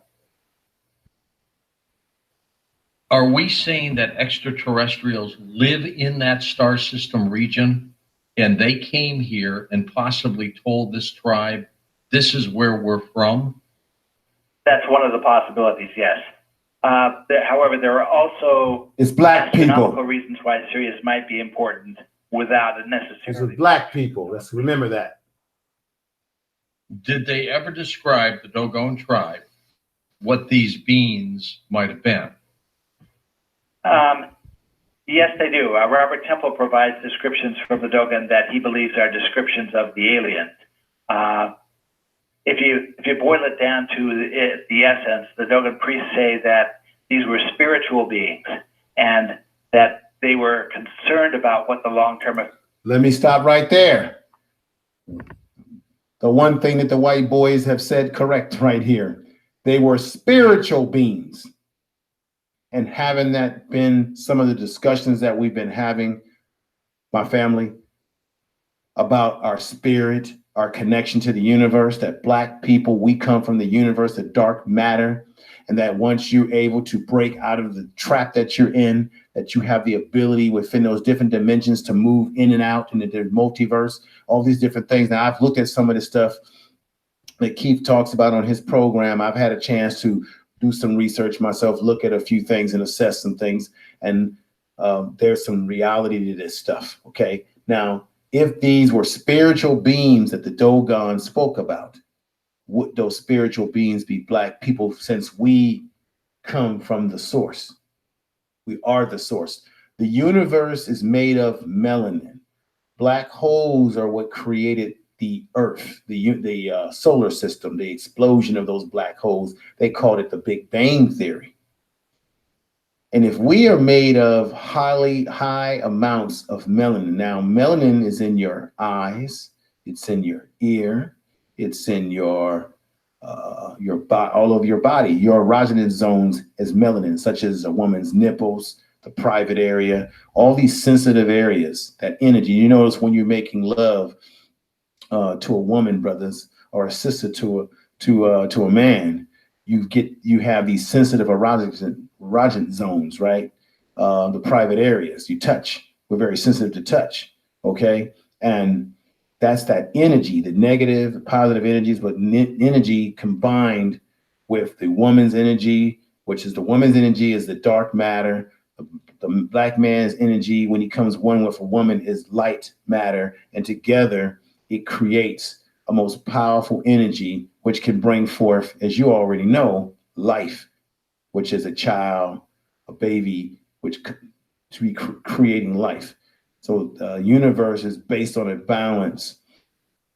And these Dogon are talking about a spiritual being. And they're talking about, then the white boys will probably get that ET. They'll probably put the ET stuff in there. But believe me, even with the ancient Egyptians, you notice how all these different cultures have something in common. They all believe in some sort of spiritual connection. You're not talking about, now you notice, and from what I've done in my studies, they're not talking about religion. And at this point in time, there was no Christianity on the earth. There was no Islam on the earth. There was no Buddhism. This is beyond that. This is why it's very important to always ask the question. People always want to say, well, I'm not really concerned about what happened in the past. Don't be a fool. If you don't understand your past, you won't know what's happening around you, and you won't know where you're going into your future. It is very important that we as Black people look at what were we practicing before we were introduced, because believe me, we were introduced to these organized religions as we know it today. Effect would be of long-term contact between themselves and material beings like us. And so their answer to that problem was they took 8 Dogon tribes people and removed them from the rest of the tribe and instructed them in this civilizing system, and then sent them back to teach everybody else. And that sort of limited any detrimental effects that might happen from them being around us. How long were these visitors here? Do we know?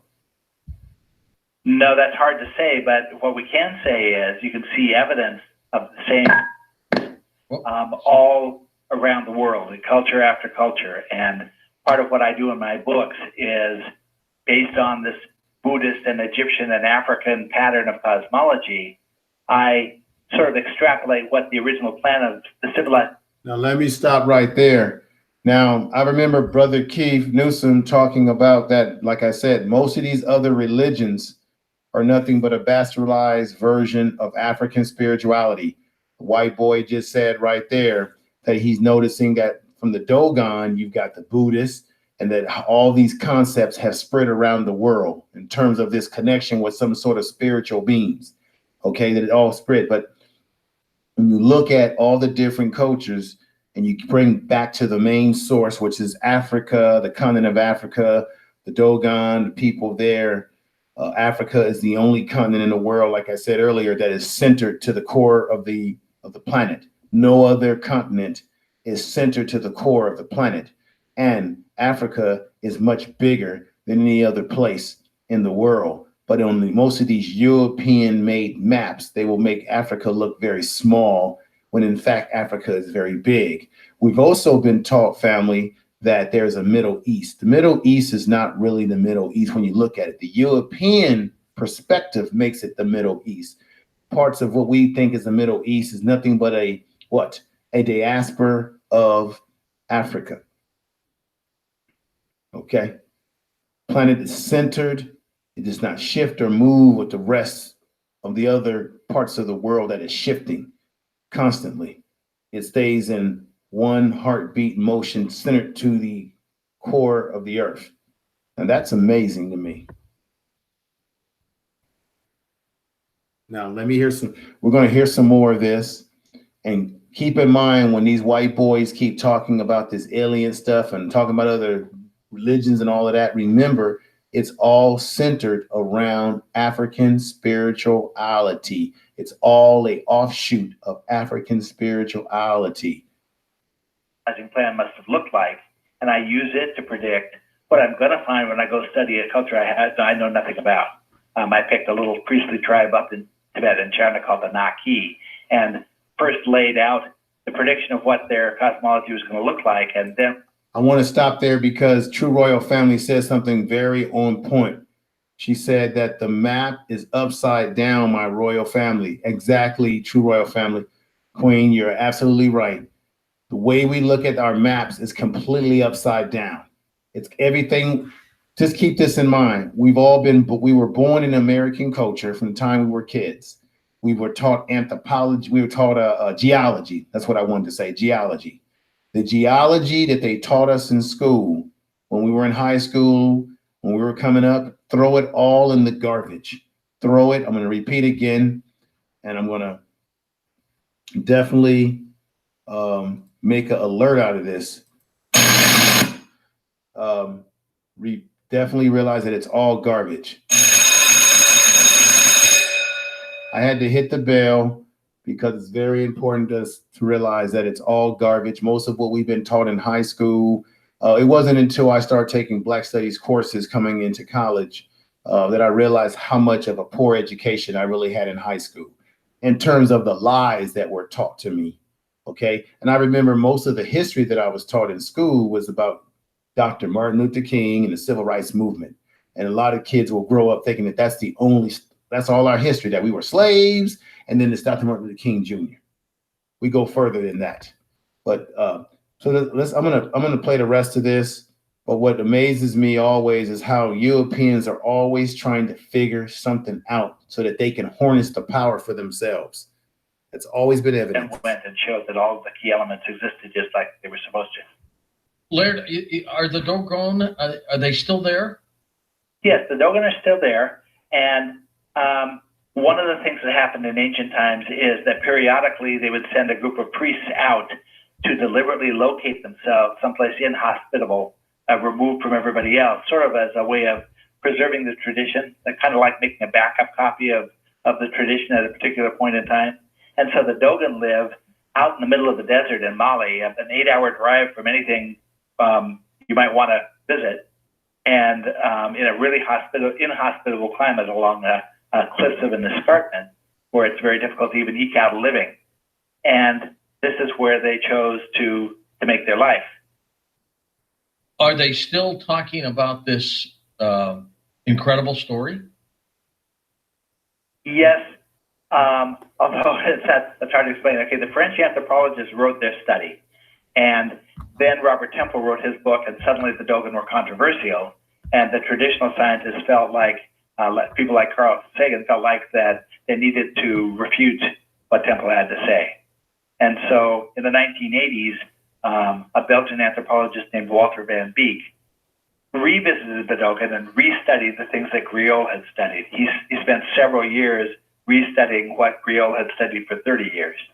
And he concluded that the Dogon had no cosmological system, that the obliging Dogon priests had simply made up a system that wasn't real in order to set. Let me stop there. What did I just say, folks? Anytime Europeans discover something, not discover, let me correct it. Anytime they encounter Black people and we're doing something that's highly advanced, they want to do everything they can to discredit it. They just can't take things for the truth that it is. They always have to figure out, how can I discredit what these Black people have done? They always do this. History has shown this. These people have a connection to the universe. Europeans can't deal with that because they want to base everything in their little laboratories, and they want to base everything that if they didn't create it, if they didn't discover it, so-called discover, then it ain't real, because they have this predatorial, animalistic way of looking at the world, and they always looking to discredit anything and everything. Okay, thank you, Macom. That is true. Okay, so that's why I wanted to play this other side to this, so that we can break this down. Okay, once again, they try and discredit.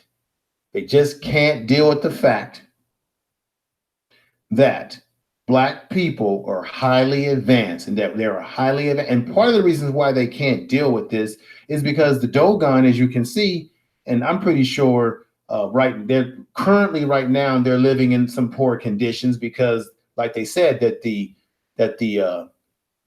animals have left the area. There's climate change for dumb people here in America who say that there's no climate change. You got Donald Trump and all the rest of these despicable politicians going around talking about there's no climate change. And here you got ancient people who've been living there saying that there is climate change because the animals are gone. The forest is gone. Now it's become more desert-like. You know, he's saying they're living in desert conditions, right? I'm sure billions of years ago, thousands of years ago, the Dogon were living probably in a little bit better condition because the earth was in probably better condition than it is now, because the Europeans, we made a mistake creating a Frankenstein monster that has destroyed the planet. And now the Dogon are not living, how can I say, they're not living fabulous. They're not popping their collars and living fabulous as they probably lived thousands and billions of years. I bet you if I was to get into a time machine and I was to go back thousands of years ago to the very place that the Dogon are living at now, I bet you it was beautiful. I bet you they had trees and forests and animals all over the place, right? Now it's destroyed like that because the Frankenstein monster, and y'all know who I'm talking about. Remember, you got to talk on code. When you come on, from now on, when we do these programs, and I know Lisa was talking about this, talk in code.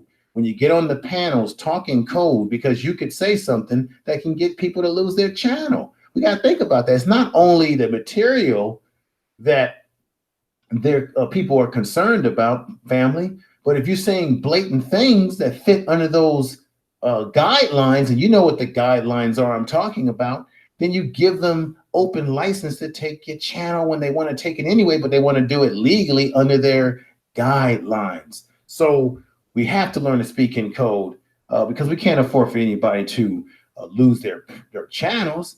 And then after people lose their channels and you say, oh, that's too bad. What happened to such and such that lost his channel? Next thing you know, you're looking at your watch and you're saying, what time is Tariq coming on? Oh, he's on at 5 o'clock. Let's go check out Tariq. Okay. And then you forgot about the person who lost their channel. Okay. We gotta remember that, Black folks. But let's listen to more of this bovine excrement observation from the, satisfy the questions that the French anthropologist kept asking us. Tell me about this similarity with the hieroglyphs of Egypt in the Dogon tribe and the significance of that. Okay, before we leave Van Beek,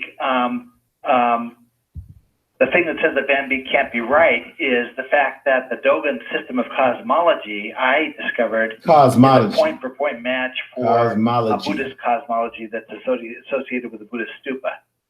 And so my perspective on that is that the Dogon priests couldn't possibly have casually invented a system that is Buddhism. No, I would agree with that. Okay, now what about their Egyptian time? Remember, Brother Keith Newsom says that most of these other religions, even like Buddhism, is nothing but an offspring or a bastardization of African spiritual science, spirituality. That's all it is. That's why they're wondering, well, how in the hell are the Buddhists doing this, talking about this kind of stuff? Where did they get it from? There's an origins. We are everything on this planet comes from us. We are they don't call it the motherland for nothing. We are the origins of civilization.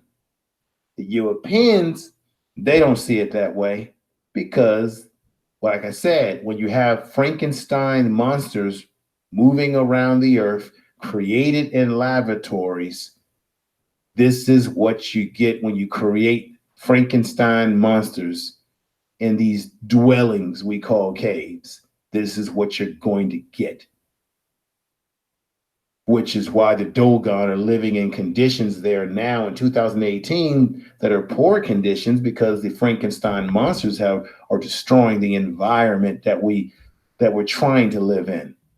We're not fully living. And that's why it does make sense to me now as I really think about this, that we're not waiting on a hell that we go to. We're in hell already. Family, let me see. True Royal Family says all the info the white man stole from us is still in our DNA. We have to tap in our soul much deeper to get into info. Yeah. True Royal Family, do me a favor, sister. I would like to see you do a live stream or something related to that topic that you just brought up about us tapping back into our DNA. And let's study the DNA. Let's break the DNA down. Let's understand what you're saying is very powerful. That's why I had to repeat that. Let me see. Did anyone catch that video Lisa did on cave art? That was the truth. Wow, deep. Let's see. Brother, you're real nuts. Let's see, brother. The invading missionaries and slave wrote that West Africa had streets paved in gold.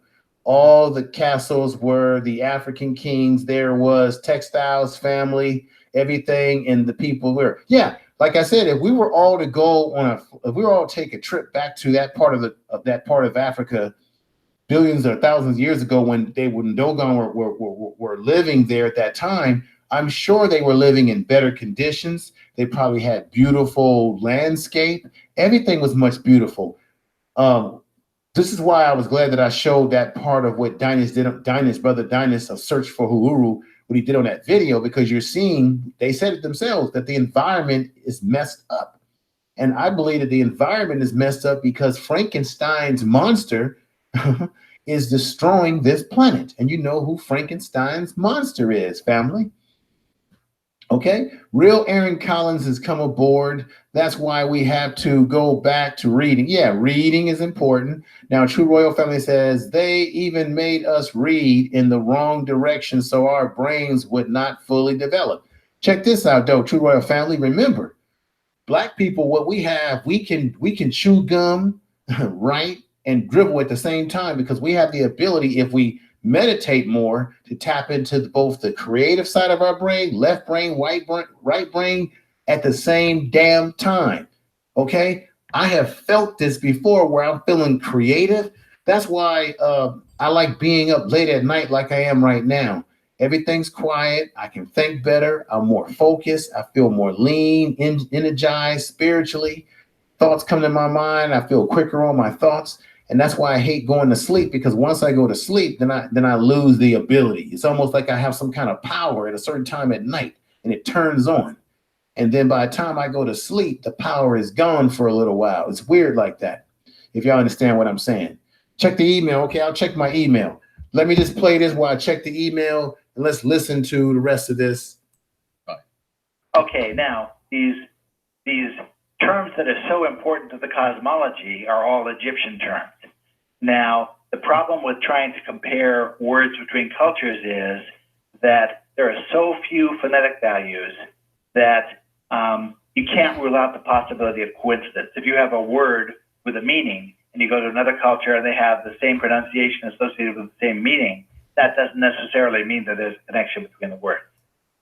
But whoever put together this civilizing plan for the Dogon did me a favor.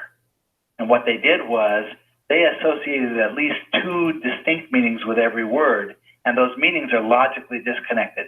For example, the name of the god Amma, which is the equivalent of Amen in Egypt, means to be hidden, but it also means to grasp or hold firm or to establish.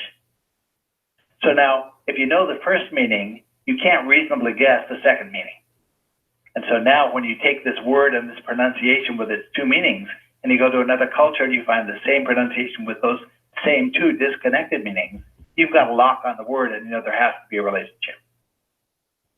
You have said that you believe that there was a deliberate plan to civilize humanity through their symbols and myths. Tell me about that. Okay. The upshot. Once again, Europeans are always thinking and focusing on things that relate to trying to control someone. Now they get into this talk about civilizing someone. No, suckers, the Dogons were civilized. No, suckers, Black people were civilized in the continent of what we call Africa today. They were civilized. The fact of the matter is the Frankenstein monster was not civilized. We made a mistake, Black people. We should have never created the Frankenstein monster. That we tried to civilize the Frankenstein monster, and Frankenstein monster could not be civilized. And now Frankenstein's monster, and you know who I'm talking about, is running around today, causing all type of havoc from coast to coast, to west to east, to north to south, all over the goddamn world diaspora, messing with the, trying to send up all that junk in the air, you know, trying to get up into the planet, talking about space forces, messing around with the food, the GMOs, messing with our food sources, messing with our water, messing with trying to depopulate us, okay? Depopulation programs, trying to do social engineering on us, okay? You see it on television, doing all these sort of things. That is who has failed to be civilized. We have always been civilized. It's only when we've been raised in this North America that we become uncivilized when we buy into what's going on here. I'm just going to play a little bit more of this, and then I'm going to give y'all a surprise coming up next. And thank you for being with me this late night. Out of what I understand the plan to have been, the idea was that they were going to raise us up from the level of hunter-gatherers to farmers, essentially. And in order to do that, they had to give us the tools we needed, the tools that are related to agriculture that we needed. We needed good calendars and an understanding of how time works, because you can't plant and reap agricultural products if you don't know the timing of when to do it. They gave us skills of metallurgy to be able to create the implements used to plow a field and so forth. And along with it, there's a list. I want to say something again. There is no damn time. You know, once again, the Frankenstein monster, they operate off of a system of time, linear. Something has to have a beginning and then an end.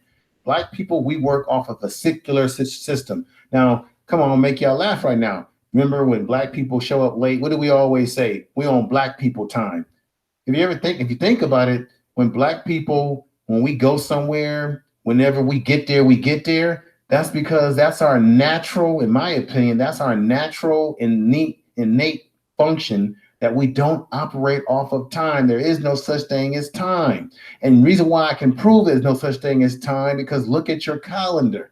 On your calendar, it's all jacked up. The Frankenstein monsters have manipulated the calendar that we use. In February, there's 28 days, which, by the way, they give us for Black History Month, the shortest month of the year. Reason why you have some months short, some months long, because you had individual months that were named after kings and rulers and tyrants who wanted to have a month in which they wanted 31 days so that you can worship them for 31 days. So they would take a day from another month as we know it and put it into another. Everything in time, everything that we know about time has been manipulated. There is no real time. I'm gonna tell you right now, all of us in the chat room and everybody that's listening, you really don't know. I think Brother Khalid Muhammad, who I'm very happy that I met him in person, you black folks, you really don't, and he said this too, and I'm quoting him sort of, black folks, you really don't know what time it is.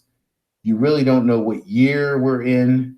You really don't know how old you are, okay? We don't really know what real month we're really in, because time has been manipulated in the sense of time that we've been raised to understand time is what I mean. Like I said, there's no real time. We're in a circular system, but in terms of how we've been raised in this society to understand time, we really don't know what year we're in, where we are. We really don't, because it's been manipulated. We used to have what they call the solar calendar, which we operated off of. That comes from what? Black people, comedic power, comedic knowledge, right? We went from a solar calendar to this calendar that the Europeans created, right? Now, Benjamin Banneker, the brother, he built the first clock, okay? The first working clock here in North America. He's also responsible for the layout of Washington, D.C., which if you look at it, it has a very, you could tell that the brother got inspiration from Egypt, the way it's laid out. There's monuments in the Washington, D.C. that's a ripoff of Egyptian culture. Okay, you know the monument I'm talking about, the one that stands real tall, like a little got like a little pyramid at the top of it, very tall and skinny tall. I can't think of the name of it offhand, but I'm pretty sure the family, you understand what I'm saying when you look at Washington, D.C. Okay, there's even talk, because if you study masonry, there's even talk that there are secret passages. There are secret doorways. There are secret structures that mean certain things in Washington, D.C. on some of those buildings because they were built by Masons. Keep in mind that the real Masons in modern day time are the Prince Hall Masons, which are Black Masons. They are the real Masons in modern time because their history is not clandestine. The Masons, which is the California Masons here in California, are very jealous of the Prince Hall Masons because their history is clandestine.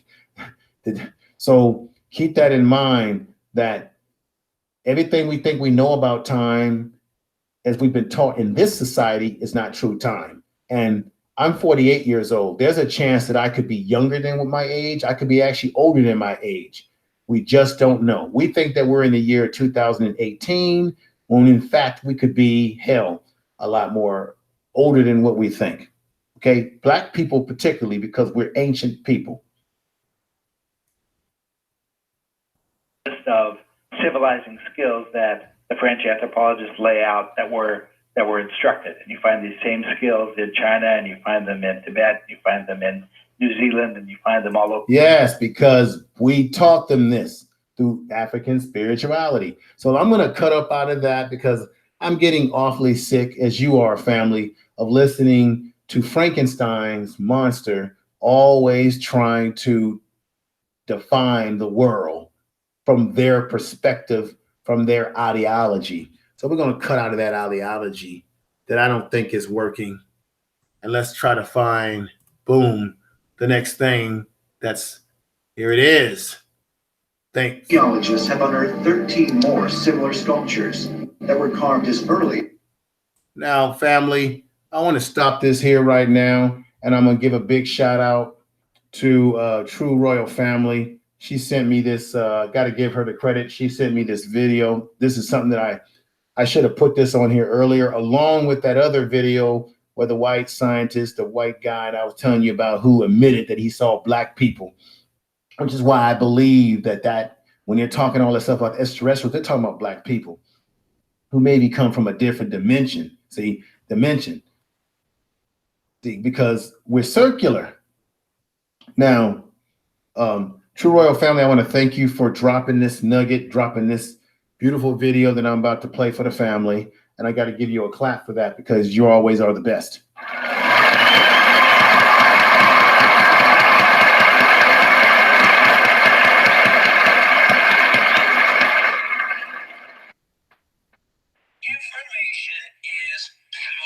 So let's play this, family, and I hope you enjoy. Now, that's the stone here that I was talking about. So she must have heard what I was talking about. Thank you, sister. That's the stone here I was saying. They thought that these were gods, and they made these statues after black people who were traveling. Okay, that's you, black people. Look at the nose. Look at the lips. Look at the eye shape. Look at the dome-type shaped head. To me, that looks like a brother from East Oakland. Okay, how many of y'all have seen black men with bald heads? This could be a brother from East Oakland, Detroit. You know what I'm saying? New York, Baltimore, Kansas City. Okay, this could be a brother right here that anybody that we can see. This could be Uncle Ray right here. But this is black people. Now let me hit it for you. Archaeologists have unearthed 13 more similar sculptures that were carved as early as 850 BC, known as the colossal heads. Scholars believe they depict the Olmecs, an ancient civilization that many consider to be the ancestors of the Maya. One of the most striking aspects of Olmec art and archaeology are these colossal head sculptures. And one of the hypotheses that's been put out to explain these is that they were portraits of important rulers, kings, shamans, important people in their society. But ancient astronaut theorists contend the mysterious stone statues are proof of extraterrestrial intervention in the distant past.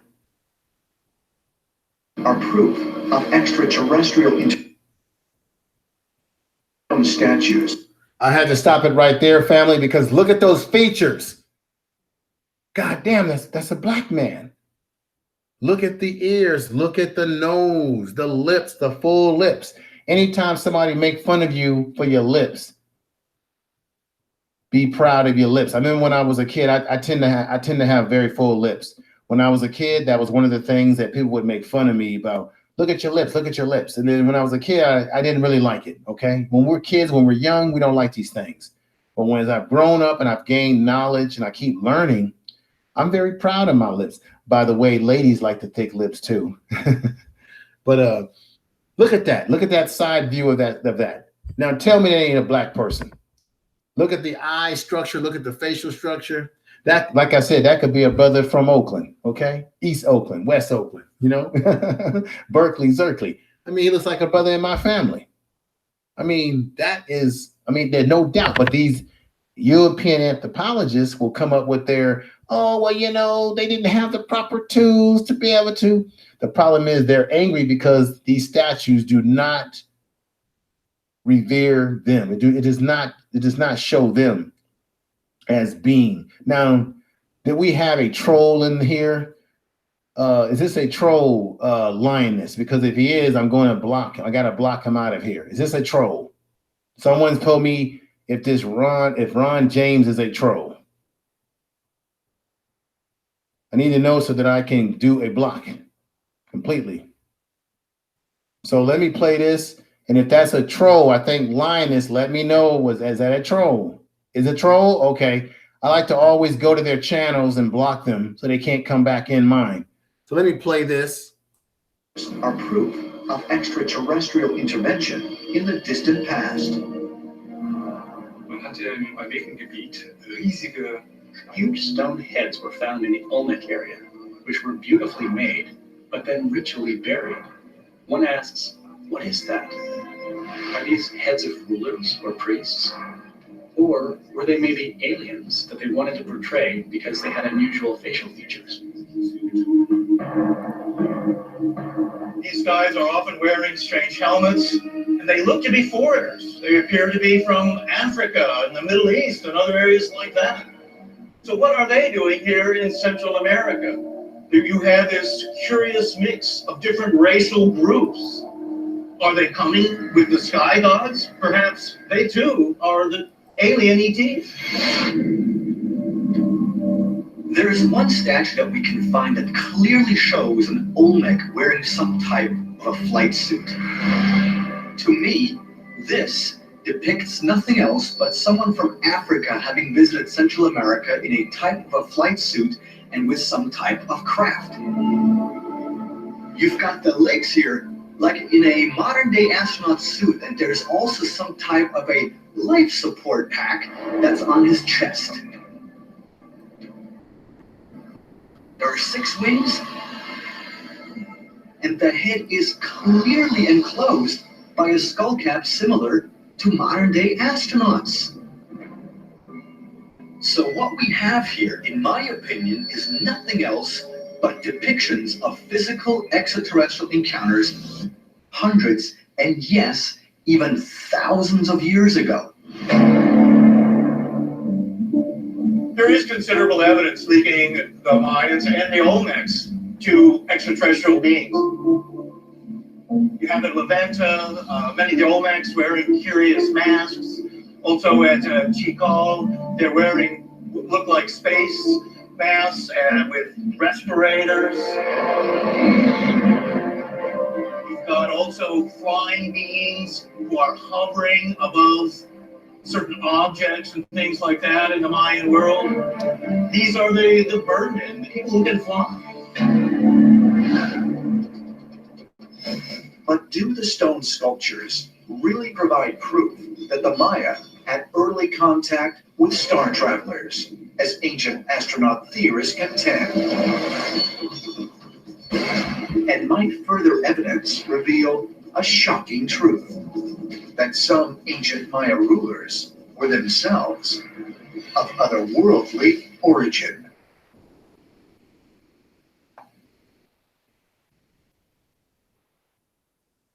All right, folks. I'm going to stop that right there. So I just created this dope website. I'm going to stop that right there. And I want to tell everybody it's, I definitely appreciate everybody being here this late night. I want to say to True Royal Family that was really cool of you, very nice of you. I appreciate that, sister, of you dropping that conclusion to our program tonight, that putting it where the ghost can get it video that you found and you send it to me. That kind of puts a nice little crescendo on tonight, because the Dogon, the same story, a connection with higher beings, and these beings were Black people. And let's not get away from that fact. Europeans are going to tell you everything else. Before I end tonight, if anyone would like to come on the panel and say any words, I will leave a link in the chat room if you want to add anything to the tonight's show, or give any last words before I put a crescendo. I want to also let everybody know I truly wanted to do this earlier in the day so that I could get more of the family in here. But there was a few things that happened that were out of my control today that were family related. And I failed to get back home in time to start my 1 o'clock show. And at the same time, I failed to be able to put the switch on it where I could change the time manually when I was out. So that's something that I don't want to make a habit of doing, that because I know everyone's time is valuable. I know that there were some folks that were probably waiting at that time. So I want to let you know that I mean no disrespect to anybody who might have been waiting for me to come on at that time. Won't happen again. I'll make sure next time that I make the appropriate changes in the timing if I've got to run out and do something that's important. But either way, do me a favor, let everybody know about the video, spread it out there, share it in your social media. I appreciate it. I do the same for everyone else's channels. when I'm watching their programs. I'll put it through my social media. And I do some podcasting as well, folks. True Royal Family, too. It's important for us to continue recording what we're doing. And I want to also start recording some of the stuff that I see, like when True Royal Family or Lisa are doing their shows. Sometimes I want to hit the button on my podcasting recorder and record some of this stuff and then send it out as a podcast, putting, of course, your names on it, your logos on it. And I think True Royal Family, if you look at my Facebook, and you know what Facebook page I'm talking about, because we are Facebook friends, I think I did put a program that you did on my Facebook, and I think I'll just send it to you. I recorded it. It was a good discussion that we had. So we gotta use all kind of avenues, because even if I'm shut down on YouTube, I can still get information out through my podcasting, and the podcasting has a little bit more. They don't really do a lot of coming down on you. You can play music. They don't give you no copyright issues, and you can pretty much speak your mind. I've never had any issue with anyone sending me any notice saying we're going to shut down your podcasting system or your radio system. Never had that problem. It's something about YouTube where it becomes a problem. I will put this on Facebook. I mean, not on Facebook. I mean, on the Brother Yusef Black Junction TV. I will put it on there as well. So even if any of my materials get damaged, I always back it up by recording it. So it's a written record that I have. So if anybody wants to come in, I'm gonna go right ahead and try to drop a link. I should have sent a link to my email that I can put right in here through, let me see here. And once again, I do really appreciate True Royal Family sending me that video. Sometimes when you're preparing a show, there's so many things you want to put into the show, and there's always a chance that you're going to forget something that could be really important to the show. And that was something that I should have had in there, along with that other footage of the gentleman that I was telling you about who admitted the truth. Now, Lioness says right now, Dubian said that guy was not a troll. However, his comment was kind of shady. Please check, and if B was not, I apologize. Okay. I'm gonna have to go back to his what the hell was his name? So I can that's why I always ask that question, family, because I want to make sure before I block people out, you know?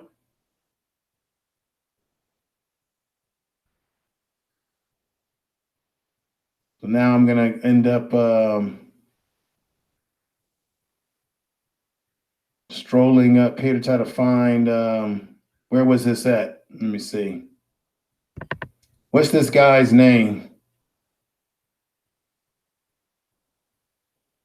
So I can try to find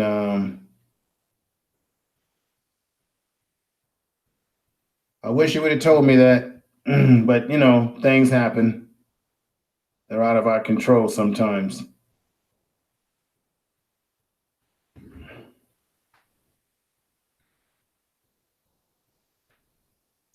Can somebody drop the name of that guy who was in the chat room that we thought was a troll that said something you had to delete what he said or what have you?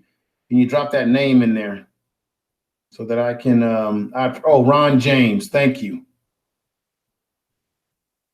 Okay, thank you. Let me, I appreciate you doing that.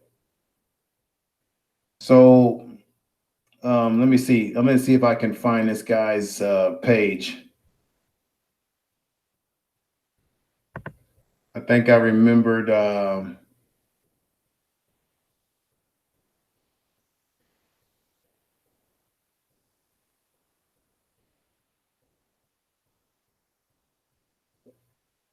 All right, let me see. No, it's not the wrong James. Okay. So I'm going to drop a link in there. If anybody wants to come in and say anything, I'm going to drop the link in there, and I'll try to see if I could find Mr. Ron James, if you're listening, I had blocked you. We thought you were a complete troll, but the family's saying that you just made some comments and they had to delete those comments. But if you're not a troll, I will welcome you back to the platform only and only if you're not a troll. And only if you're not a troll. So once I can find your avatar, which I do remember what it looked like, then we can make the proper changes. Or if I can find your avatar inside the chat room. So if anybody wants to come in and say a few words before I end the night, go right ahead. You're more than welcome to come in. I've got to find the original name, his original name that's in the chat room. I'm going to have to stroll through here. But if anybody wants to come in before I put a crescendo on the night, say a few words, come on in. If not, I will be, oh, here we go. I found it. Now I can go back in. It's going to be a lot easier now. I found it.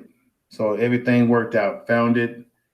Okay, Ron James, I'm going to unblock you. If you're listening, I'm going to unblock you. Brother, just make sure you make proper comments. Don't make anything. I've got moderators in there that don't play. And I don't play. So I'm going to unblock you.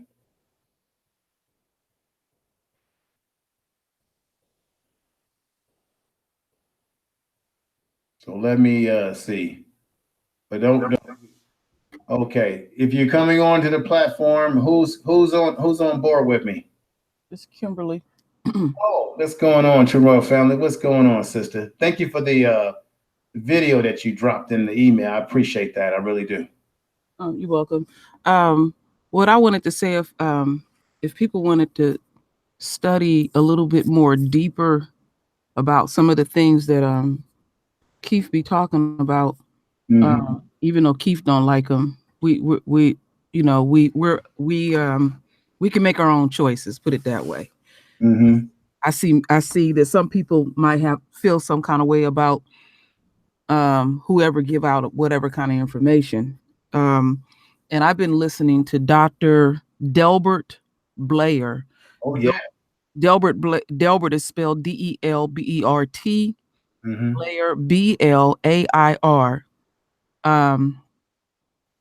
And when I'm gonna tell y'all, if y'all go listen to him, you're gonna go out of space. I'm just gonna tell you that. I've been listening to a number of videos for about 3 days. And y'all, a lot of y'all know that I'm empathic, and I've often said that the royal family is empathic, but we have been so affected by this system. And when you start talking about things like this, don't talk that old crazy Negro stuff. That's spooky stuff and all of that, which was just natural to us. So much has been snatched from us. And it just happened that he does a lecture, a whole lecture on the sun. And when I was told that there was 2 suns and that the ocean was in the sky, I walked around quiet probably about 4 or 5 months. This was a few years ago. I said, my family is used to me talking in the fashion that I talk. But some of the stuff I be saying sounds so far out that it shut me down. And then I started examining myself. Well, why am I not even saying certain things to my family? And so I just started doing what my father said, do your own thinking. And what it is I've been so affected by the system that even around my own folks, I don't want nobody to think I'm crazy. Now, I always say this, I don't always get it right. None of us is not going to always get it right. But so much has been taken from us. And the other thing that I wanted to say, one day I was just doing some fantasy thinking, and I said, I wonder if there's a world a million years ahead of us and a world a million years behind us, and we right in the middle. When you start listening to Dr. Blair, he's gonna reveal some stuff to y'all that is literally fascinating, and he talks about the melon a lot and everything, and then when I put the comment earlier about that, a lot of stuff has been stolen from us because they don't want us to know who we really is. Me and my oldest son had a deep discussion, and I just out of the blue said, well, all of that information is stored in our DNA. I don't give a damn what they took from us. We just gotta find a way to tap back into ourselves. And what's going to happen is we will get back to ourselves because out of sheer survival, while the enemy continue to keep doing what they are doing to us, we are left no other choice but to go back to self, because we don't have the arsenal to take them out. We are still fully under siege. So we have an advantage, believe it or not. Okay, yeah, they got arsenal, but what it does is it makes you tap in deeper into your creative process. And then what also enhanced it was when I was watching on King Wade's channel 1804, and it was really deep. We really need to study more about how them Haitians over there whooped them white folks' ass, and even the mistakes that they made too as well. It was like they literally took full advantage of the terrain around them. They used every resource that they could use to fight the enemy, and they had to use what is around them. But the only way this thing works is that out of sheer survival again, that we realize we all have one enemy in common, because a lot of us are still separated. We're left no other choice, or we can just let them just mow us down. Well, human nature, we're not going to let nobody mow us down. We're going to come together. And it's terrible because it would be nice that we could come together now, but what's going to bring us together is as they continue to keep terrorizing us, and we're going to start tapping in and start tapping into those, put it like this, that Superman within us, that Black Panther within us, that Wakanda that's within us. Because trust and believe, there is a world out there like Wakanda. I believe it. I really do. I do believe it. I believe it. I definitely. We just have to get it. Yeah. So you're money with that.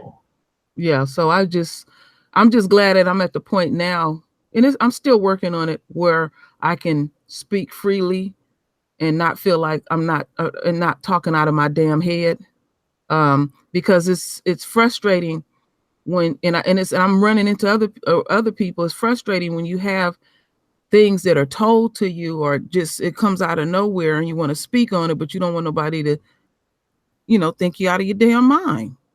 Yeah, I'm feeling like too. But if it is true and it truly liberates you mentally, spiritually, physically, then the hell with what other people think. Yeah. Even, your family, and I know that family is very important, but sometimes your family members or people that you think are your friends can be your worst enemies when you're on a different journey that feels foreign to them.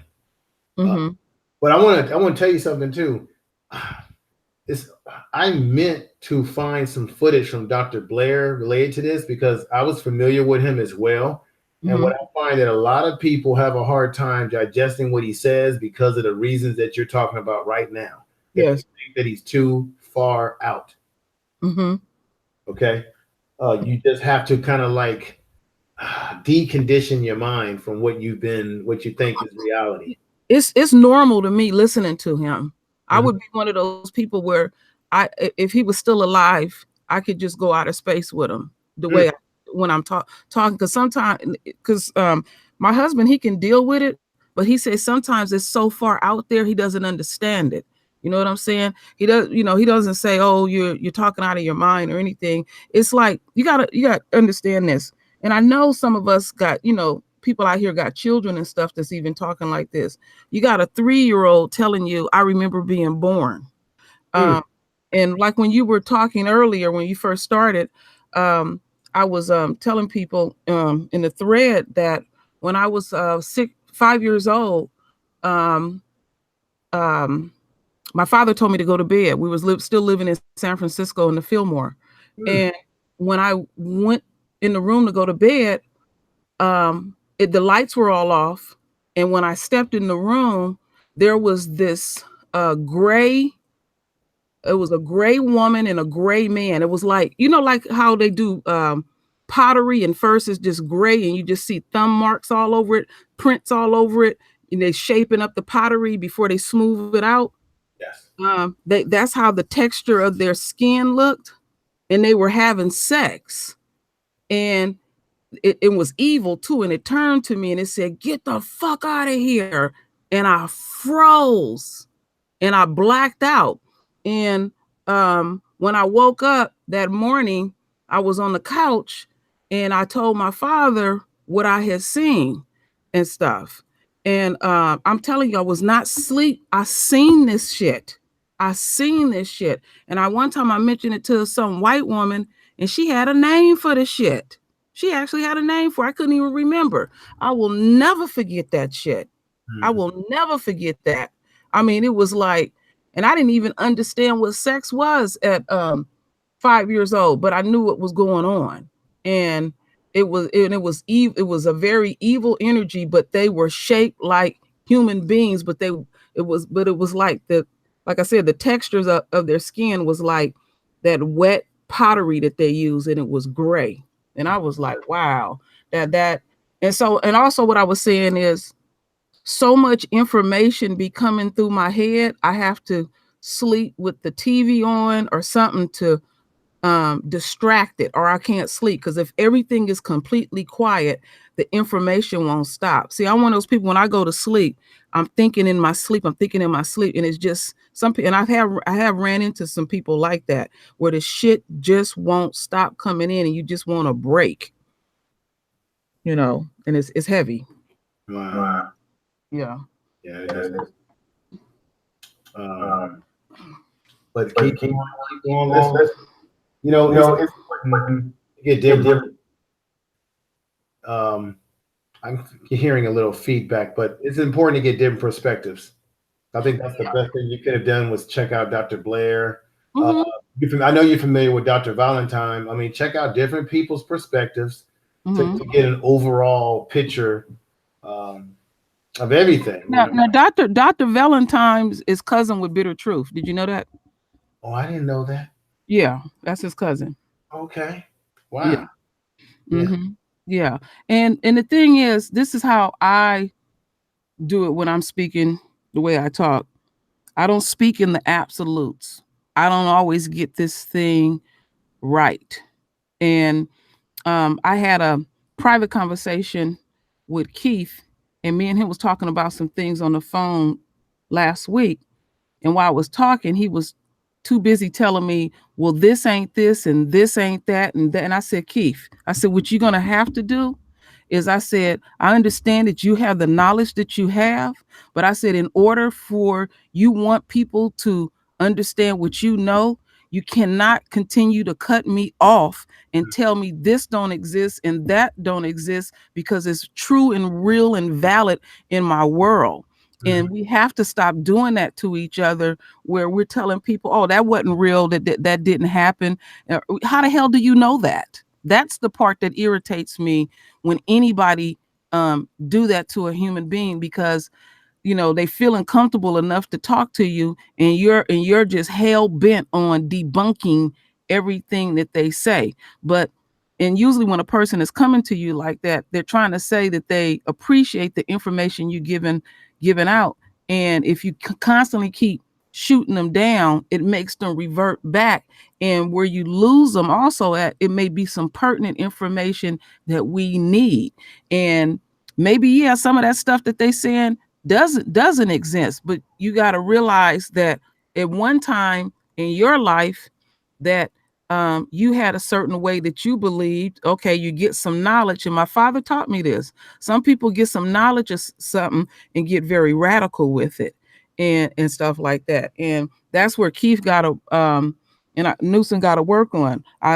Me and him been real tight and everything. I really respect the brother, but I had to get on him about that. I'm not gonna bite my tongue on that one. I said, come on now, you gotta give people chances. You can't you even get it wrong, you know? Because we don't always get this thing right. But if we shooting each other down left and right, it's like you know, you got a child and they're developing, and it's like stopping their growth and development. That's abuse. Mm-hmm. And a child is so, you know, they come here pure, and I truly believe in these last days, these children are going to be coming here with some deep information, and we really need to keep them away from the enemy, because they, you know, Dr. Blair said that when our babies are born, they give them 7 shots. I didn't know that shit. Yeah, they that's why they believe that kids come down with certain conditions such as autism, that there's theories behind that. They're doing a lot of things, but I don't want to get too far off course here. One of the things, no, this is relevant to what you just said. I was thinking about some of the conversations that you've had, some of the stuff you've had on your show around the issue of the fact that we're producing and having kids, whereas Frankenstein's monster is not having kids. They have low birth rates, right? Yes. And when you look at the 7 shots that you just mentioned, and the vaccinations and kids coming down with things, we have to be aware that if they know that we're having more births, then why would they not do everything that they can to poison our kids in the process of when the woman is giving birth to a child, when a woman is pregnant and they're giving you things and they're saying, take these pills, take this prenatal care, right? Mm-hmm. And we wonder why we have kids being born with autism. Like my daughter has autism. The thing about autism, you never know, well, how the hell did my child get this? And it makes me wonder that they could be doing things to impact the birth rates of our people, because we are outnumbering them, and they keep putting us in this artificial 13.5%, which we're not. Let me tell you something real quick. Now, my father helped a lot of people get rid of AIDS, help children get rid of that autism and everything. And the only thing your daughter needs is a parasite cleansing. That's it. And what it is parasites are in her brain, and that'll clear that up. Because what they did to her is they've been fucking with her pineal gland, and that's it. That's just it. Well, I need you to send me the formula to that so that I can get started as soon as possible. Yeah, we just got to get the parasites out of that baby system. All right, I need to get that information so I can talk to her mom about this. And I won't talk about it here. We'll talk about it privately. Yeah, it won't be nothing harmful to her or anything. It'll be very pleasant. Okay. No. I'm open to what you're saying, and that's why I was glad that you said that, because I kind of believe that we need to start looking at our children, since they are our future, in terms of how hospitals, the medications that we're giving them, because if their birth rates are going down, what would make you think that they wouldn't do anything they could stop us? Let me tell you something real quick. When I had my last child, when I was pregnant with him, my father had gave me a video to listen to. In this video that I listened to, this white guy was saying the information that I'm giving out. First thing that he did, he said, this is my social security, my full name, and birth date. And he was basically telling people to get insurance out on him because he knew the government was going to eventually kill him. I don't know if they did or not. But anyway, he was saying that they were going to, that this country Now my son is 21 now, Okay. had just introduced this unquote new vaccine that must be given to your child before they're a year old, and that they were going to pay you up to $200 per shot, and naturally they were going to target Hispanics and Black folks in the poorer communities. So I watched it, blah, blah, blah, blah, blah. Anyway, I give birth to my son, go get a few checkups, and I think he was around about 6 months old. And because I had refused for him to get a lot of those vaccines. I only allowed him to get like 1 or 2 or something like that. And so out of the blue, this nurse comes in and she tells me that they got this new vaccine, and it would help. Oh, it was for earaches. Okay. For ear infections, ear infections. And they were going to give me $150 for him to take this shot. Now, where I was at, it was at the Kaiser building. If you remember, you know, at Kaiser, they have a prenatal building where you have to go down to another floor to get the shot. So the lady gave me the paper and everything, and I had my other children with me. And my oldest daughter is 15 years older than her brother. So she was really aware what was going on. So I was literally stunned because I had seen this video during my pregnancy. And then here they come telling me they're going to give me $150 for my son to get a shot on some bullshit about your ears. So you got to do your own thinking. So I was like, oh, okay. I couldn't wait to get the hell up out of there. So when we got to the elevator, I went all the way down, and my daughter said to me, she said, Mommy, he got to get a shot. I said, he ain't getting no fucking shot. I got up out of there. I tore that paper up and left. And then I got to thinking, think of a woman. She got 4 or 5 kids. She broke as hell, and they're going to offer her $200 for her 4 kids to get them shots. She going to get them shots for him. That's $800. Yeah. $800. Wow. I couldn't believe that. When I called my father, I said, you told me to watch this video, and them jokers was going to give me money to give my son a shot. I was stunned. Can you do me a favor, True Royal family? Mm-hmm. You mentioned something deep tonight when you talked about the DNA, what's in our DNA that we have to go back to. I would love for you to provide a program about that, dealing with the issue around the issue of DNA, what's in our bloodstream, what's in our ancestry, what's really inside of us. I don't think there's many Black people running around who have low self-esteem issues, you know, issues around stress, all kind of issues, and don't realize that all they need to do is tap into what's already inside themselves. But sometimes they don't have people that's encouraging them. You know, my mother, when she grew up, she wanted to be a writer. She wanted to do certain things. And my uncle was very athletic, but, you know, they were in the Jehovah's Witness religion at that time, or they grew up when they were kids. And they weren't very encouraging because everything was about go to the meetings. We don't want you being part of the world and all that kind of stuff. And so as a result, their development was stunted in terms of their creative development. Let me correct myself there. Their creative, they weren't able to tap into their creative abilities. And so when my mom raised me, she did not want me to be limited by anything. For example, I've played the violin since I was about 10 years old, classically trained. I played the violin too. Okay, wonderful. Played in orchestra. So anything I wanted to do, my mom always encouraged me to do. It always was because she didn't get the encouragement when it came to her creative abilities. So there's a lot of Black folks out here who. Well, what I was gonna plan to do, I'm gonna have a hangout. I'm gonna make an announcement on my main channel, and I'm gonna do it on the weekend because I know it's gonna be a bit long because I don't do real long streams. And I wanted people that know that they are empathic and people that have visions to come and just talk, because when we come together, energy bounces off of each other, and you'd be amazed what people have to say. Mm-hmm. So that would be the best way to handle that, and they'll feel comfortable enough to talk, because believe it or not, it's like you living inside of a shell, because you still don't want nobody to shoot you down. That's just human, human nature.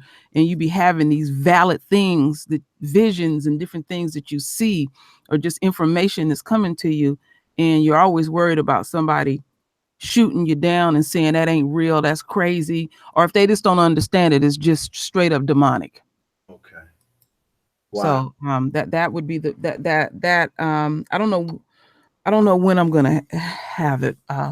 Well, you said you've been exercising and doing other activities, so just do it as you can pace yourself. I think I've been hitting that gym every morning at 6, doing 10 miles, but after not this week, but the next following week, then I'm gonna take it up to 20 miles. I've been hitting the bikes in the gym. That's fantastic. Keep doing what you're doing. You're gonna probably feel yourself sleeping better, more energy.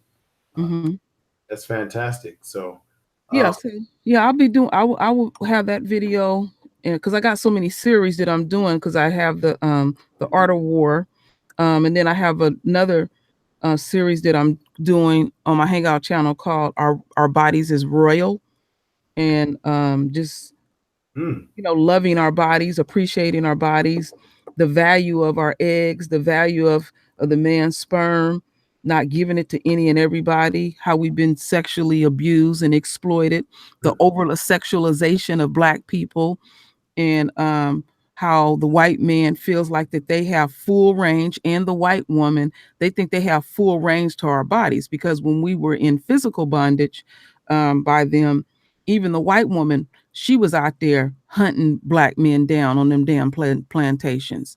So, and these people still have this, because they depraved like that they just feel like if they can have us, they could just take us at will. And we've been exposed, and they'll screw anything, animals, food, and all of that. So it's just basically just having appreciation for your temple, and not just giving yourself up like that. And we need to encourage, because we're always worried about our daughters, but we need to worry about our royal sons too, as well, as we bringing them up, saying being selective who you messing around with, and so I'll squeeze that one in there too. Okay. Well, Queen, I'm glad to have you on. I thought a few other people would come on tonight, but I appreciate you coming on board. I just wanted to get people. I really wanted to get people perspective on the Dogon issues. You came in and made some really good points about Dr. Blair. I think everybody out there, check out Dr. Blair.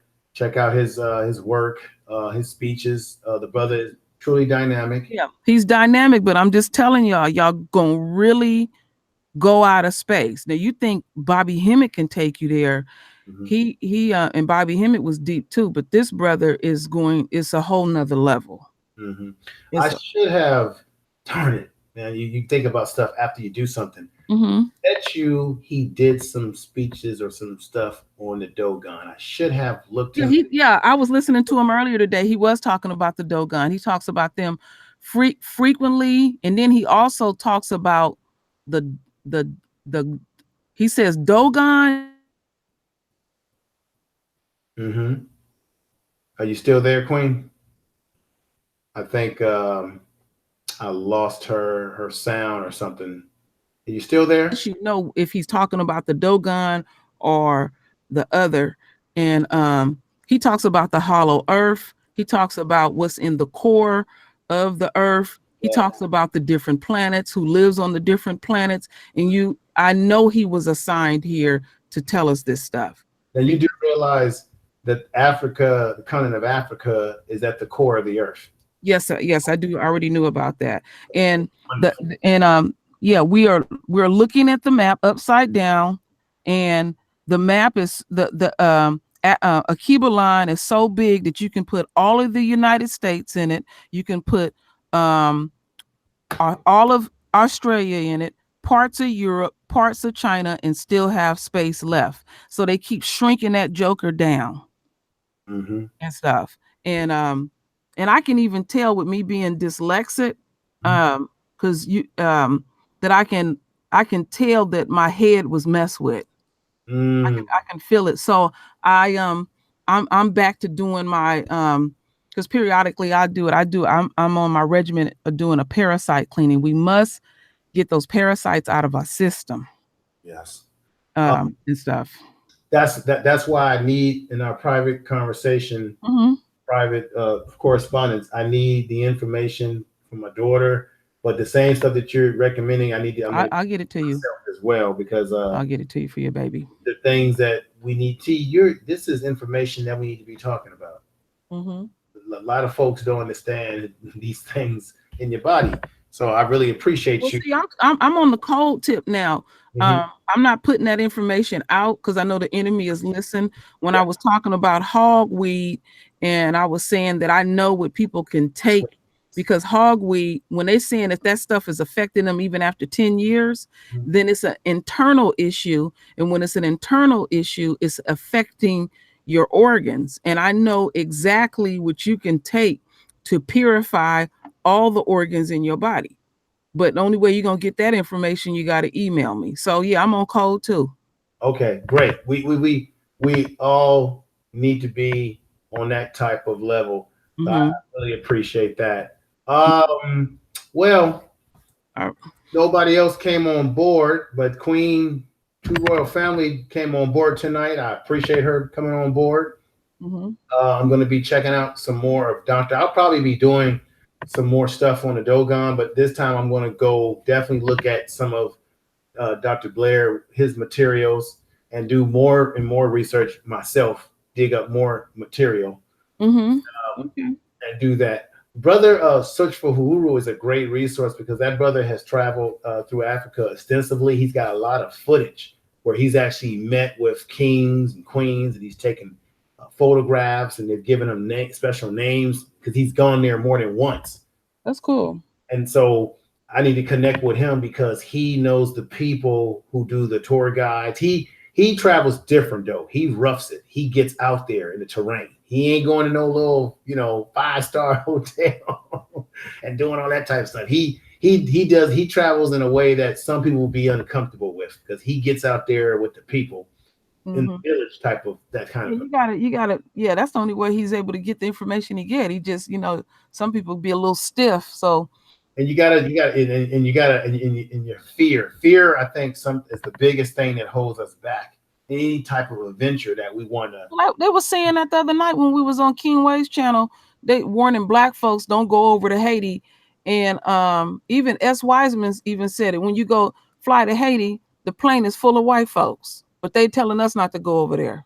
Yeah, and I've got black folks leaving me messages talking about don't go over there, right? But wait a minute, white people, Asians are going over there, all groups of people. I mean, I think even Keith told me that in Kenya, where they have the developed areas, he thought it was going to be all black folks living in this area, and he was like, "What the hell was this?" He said you had Arabs, you had every damn other group of people that are leaving their countries to live over there. See what it is the enemy doesn't want us to communicate with each other.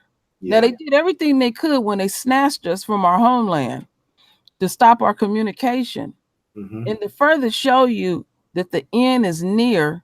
Now we are able to communicate with our folks around the globe.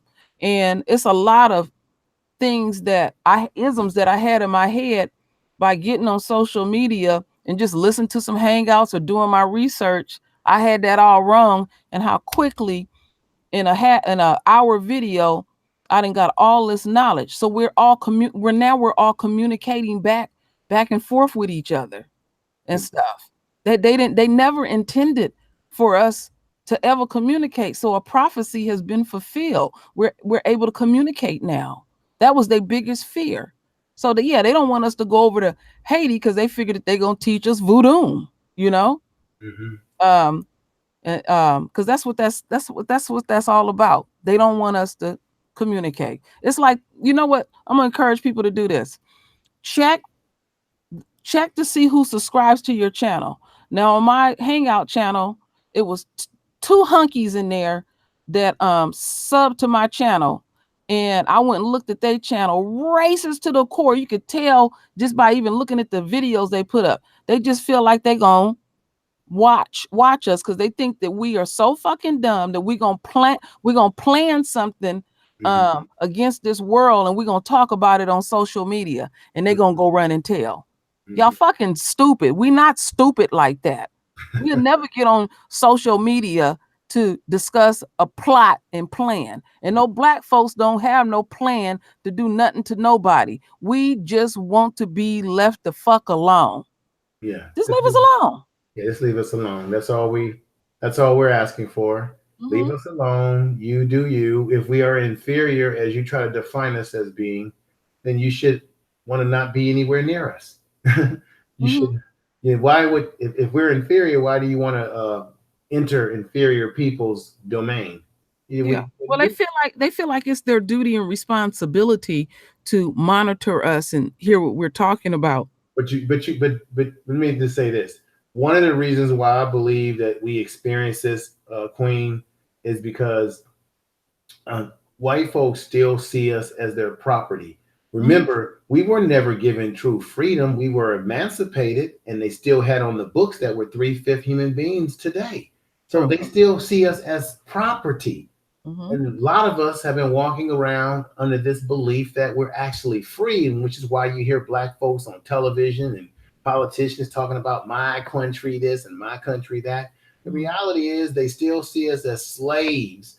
We're just fancier slaves. We know we can now wear clothes and we can now go out and work a job and get a paycheck.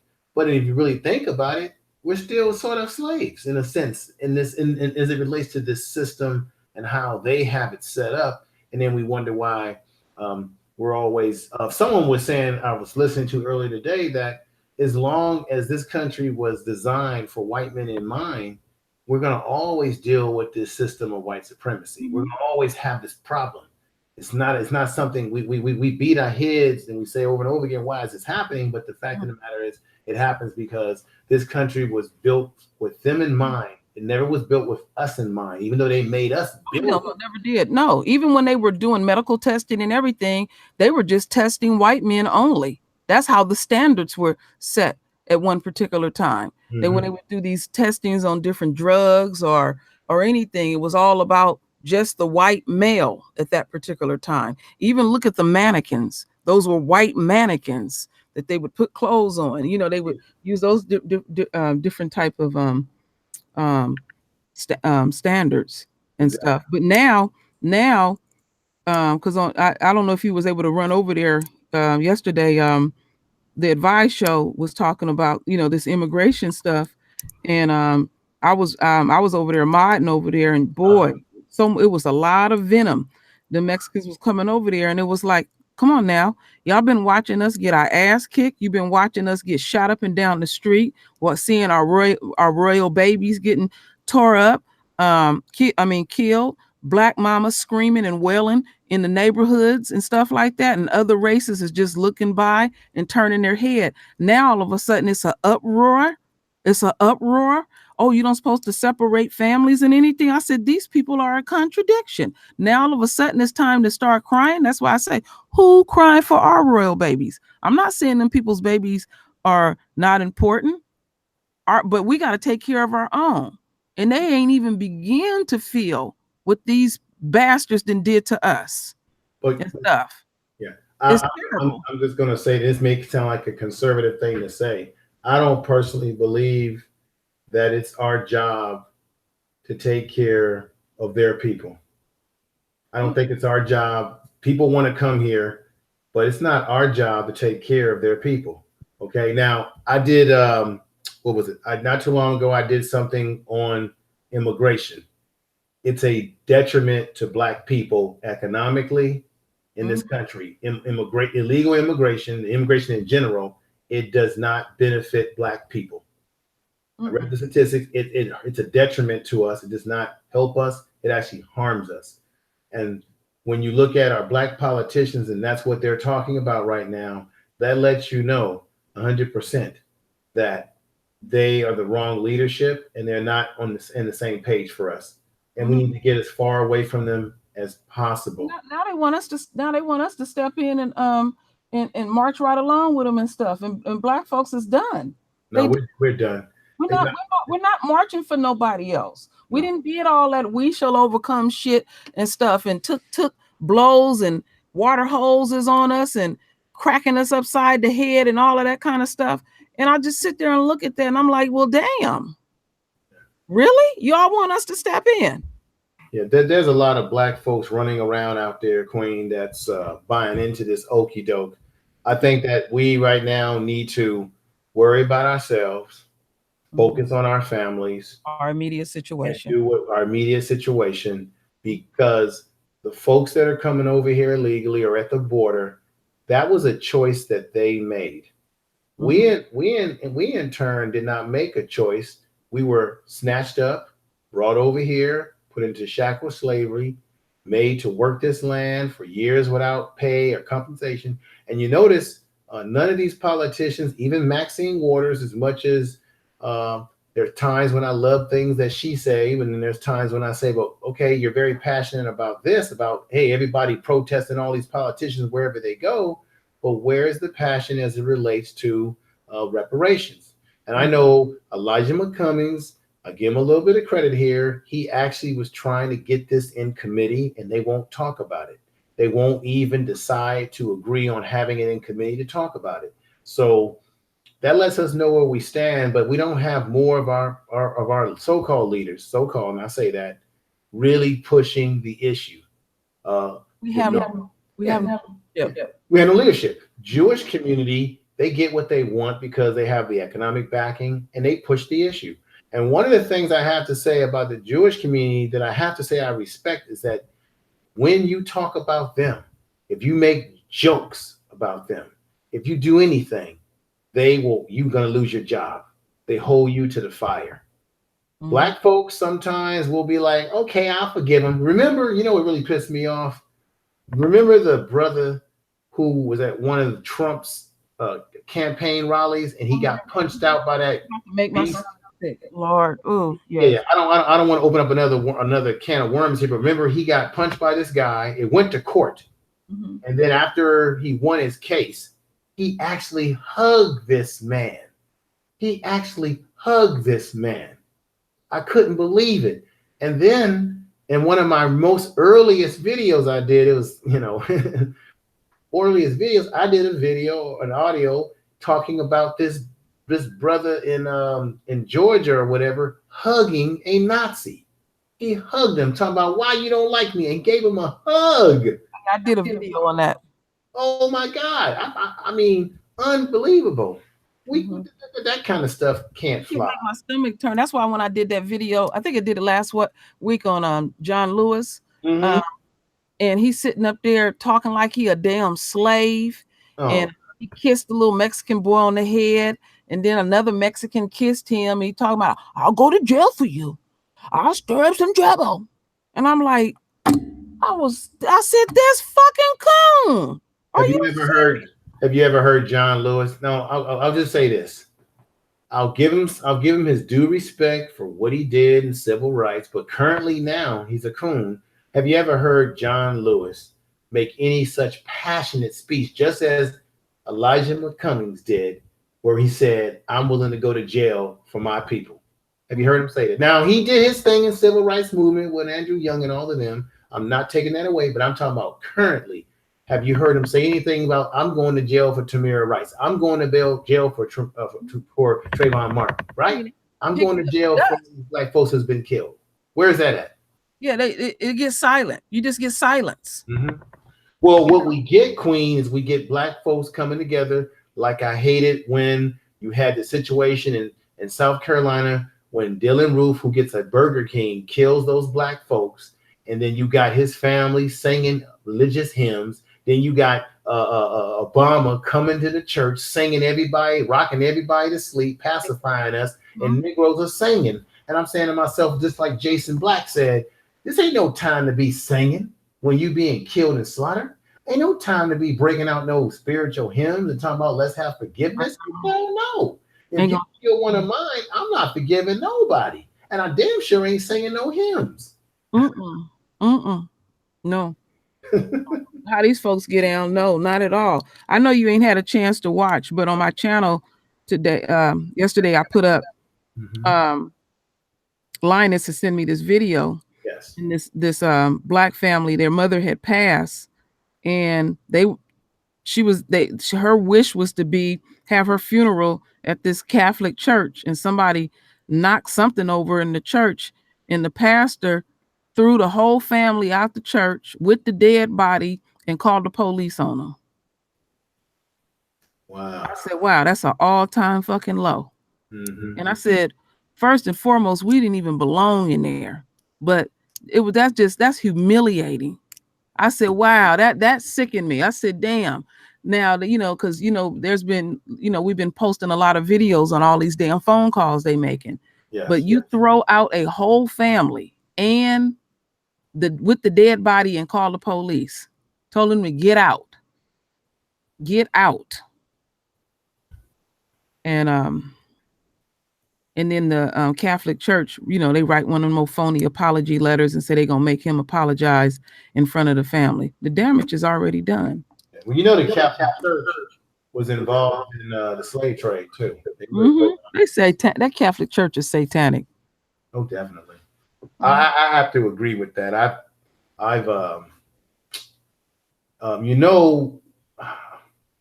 Our conversation has gotten very organic, Queen. The Pope, that whole imagery of the Pope, people treat him as if he's Jesus walking on the earth.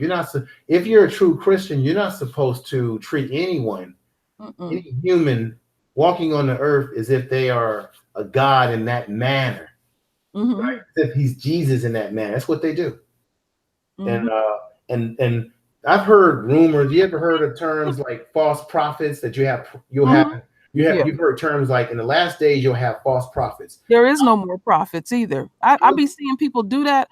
They be calling themselves prophets on different channels. There is no more prophets. Right, that's true. What if the Pope, the system of the Pope system, what if that is, because people think he's a prophet. Well, what is that? What if that is the Antichrist? Now, getting into, we've heard discussions about Antichrist, but what if that is what it is? And people think that it's something spiritual when it's the opposite. If you believe in that sort of stuff from the Christian point of view. To me, he a shriveled up old ass white boy, shriveled up, bald headed, wrinkled ass white boy with a damn dress on. Oh, Queen, remember when they were picking the new Pope? And I guess there's a brother who from Africa who is one of the, whatever you call it, bishop or whatever, he was up to be Pope. And remember, people were wondering, well, I was saying to myself, if a black man comes behind those curtains, I'll fall out of my chair, which I don't think is going to happen. Yellow freeze over before that happened. But that whole I watched a documentary about the Vatican itself. I didn't know the Vatican was a city into itself. Oh yeah, it's a sovereign. Yeah, their city runs itself. They got their own banks and all that stuff. It's political. It tells you right there. It's political. They said they run the Catholic Church like a corporation. Yeah, it's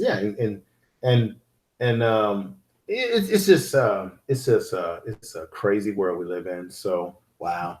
But Queen, I'm gonna call it a night. I know it's late, folks. I'm sleepy. I'm sleepy too. I want to thank everybody for being with me tonight. I thought somebody else would have come on board to say some words, but that's okay. I appreciate everybody for being here. Real Aaron Collins, salute to you, brother. Salute to Brother Cat, Macom, Brother Duvian, Bonbon. I see you in the in there. Let me mod you up, Bonbon. You've been pretty consistent and supportive, so I'm gonna mod you up because you deserve it. And once again, I want to thank True Royal Family for being with me. Sister, you always bring me good inspiration and good thoughts. You're real nuts. I just don't that's a weird YouTube name. It's a weird name, but thank you for being here. Ron James, We almost thought you were a troll and you were going to be vanquished from my channel forever, but you've turned out not to be a troll, but you were trying to make a little point. I understand the X-Man analogy. I like X-Man. I collected X-Men comic books myself. Big L is with me tonight, but he's gone. We got my man C's in there. Fly C, right, my brother. Reparation. Yeah, reparation is very important. Fly C's. If I'm saying that right. Let me see who else is in here.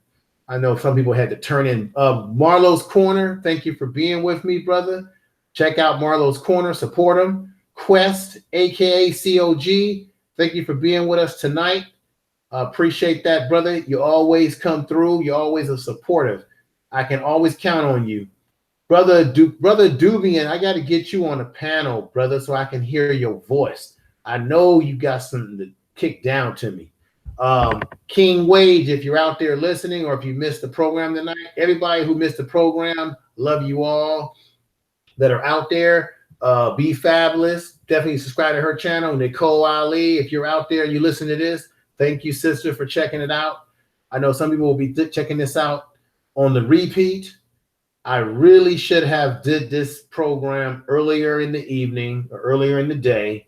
Things didn't work out for me. I had some family situations that came up that were out of my control, or I would have had this on at a much decenter time. But, you know, it's the weekend for me still because I don't work on Mondays. I'm just going to give you guys all a heads up. I have two things I'm doing on 4th of July. Well, one, I'm going to be interviewing Sister African Esquire. I think she's a Pan-African, and she gets into Pan-African sort of subject matter. I've been corresponding with her.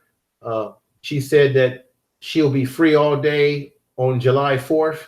So I'm going to do an interview with her, bring her onto the platform to talk about issues around the sort of programs, organization that she's a part of, and what have you. And then what I'm going to do is try to do that earlier in the day. And then later on in the evening, I'm probably going to do a live stream talking about 4th of July and what it all really means. I'm going to probably do a sort of raw show where I'm going to speak my mind about it. I'm going to tell you from the heart how I feel about it, what it means. It's going to get raw. I'm going to speak my mind and say it as it is. Ashley D, thank you for being here. Mimi Doll, thank you for being here. The Lioness, sister, I got to get you on a panel too to hear your voice as well. Thank you for being here. I know you guys probably need your sleep. You probably got things to do tomorrow. Thank you. I might do a live stream tomorrow as well, because these are my weekends. And so when it's my weekend, I try to take advantage of the time that I have to do this sort of stuff. So I may be doing a live stream tomorrow, and it may be on the subject of demographics as it relates to Black people in terms of how we're being impacted by the demographics in this country, where we fall on the different scales when it comes to housing. Where do we rank in the housing area, educational areas? I'm going to break it down, and it's going to also show you why we don't need to get involved in this whole DACA, this whole immigration thing, because the numbers show from the statistics that I'm going to be using, and Sister Yvette Carnett from Breaking Brown, she used these same statistics. I looked them up. Latino people are actually doing better than us Black people when it comes to housing. When I'm talking about housing, I'm talking about buying houses. And there's some areas that we sort of, they kind of beat us out in certain areas. So they're not doing, we're actually Black people, we're actually becoming, and I hate this term, but I'm just saying for the purpose of it, we're becoming more of the underclass in this country, which is why immigration is not a good deal for Black folks. In Los Angeles, they're moving us out of Los Angeles. Black folks are nil to none in San Francisco. Oakland is being gentrified. Los Angeles, areas in Los Angeles are being gentrified. Black people are being pushed further and further out to areas in Los Angeles like Riverside, San Bernardino, all these little areas like that. Black folks are being pushed further and further out of the Bay Area. It's happening in all across the country, back east and the south. Even though the south is cheaper to live in, Black people are being gentrified in all the areas of this country. So I'm going to be talking around the areas where we are ranking. And I'm going to show you the statistics. I'm going to bring up the statistical slide so that you can see these sort of this data, so that it definitely will crystallize in your mind what's going on. Tomorrow, I still have, and I found my documents. I thought I lost my documents, but I found it. I still need to do the program as it relates to if you have family members who have a felony, jobs that are hiring. Just so you need to know this. True Royal Family sent me an email earlier today about what a document. I'm not going to say what it is now, but you might have heard of it and you might have not. It's a document from the government of this country. I'm going to talk about this document, and it's going to explain everything you need to know as to why Black people are being impacted the way they are, and why they don't want us connecting. As True Royal Family said a few minutes ago, they don't want us connecting with each other around the world. They don't want us talking to Black folks in Africa, Black folks in Haiti, Black folks in the whole damn diaspora, which is why they continue to mess with our streams. They don't want us communicating. When you are in a war, the first thing that you do in a war is you take away communications. I think Brother Cap knows this better than me because he's military trained. When you want to take over somebody, you take over communications first. You cut off their communications, you create confusion. They don't want us communicating. They want to cut us off from each other. Think about it. I'm able to talk to people on this system who live all over the country, who I would have never been able to do this with you years and years ago. Hell, I remember when I was a kid, if you dialed back east to call someone long distance, what would your mama say or your daddy? Don't be on that phone too long. It's long distance. Damn it, how long you been on this phone? It's long distance. Or I remember my mom would say, it's your Uncle Winston, but don't be on the phone too long. It's long distance. Those days are gone. I can talk to anybody around the world using this platform. I could pull out my phone and I could FaceTime somebody and get to them all over the world. I can literally use my cell phone now and call back east and don't get any charge for it because everybody's texting now. That's where technology is gone. God knows where it's going to go. Now, if what Brother Keith and others talk about is true, that if we don't break out of the third dimension into the fifth dimension, and that there is no death, that we simply die, and then we're reincarnated as babies again, that means if that happens to some of us, that means that you're going to be able to see the future, whatever that future is, if it's even here anymore, okay? But I am counting on the family doing everything they can to make sure you don't come back reincarnated as a child again. Make sure you do everything you can to break out of this system so that you can be, as I said on this description here, so that you can be a Dogon, so that you can be God on earth, you can be a lower God, and you can teach. With that said, everybody, I want to thank you. It's been a good night. It's been a wonderful experience. And let me get right into it again. I hope y'all love the sounds because it's beautiful. And good night.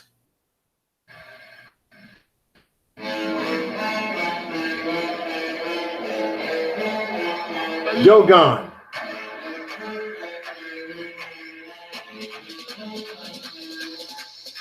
God's on earth.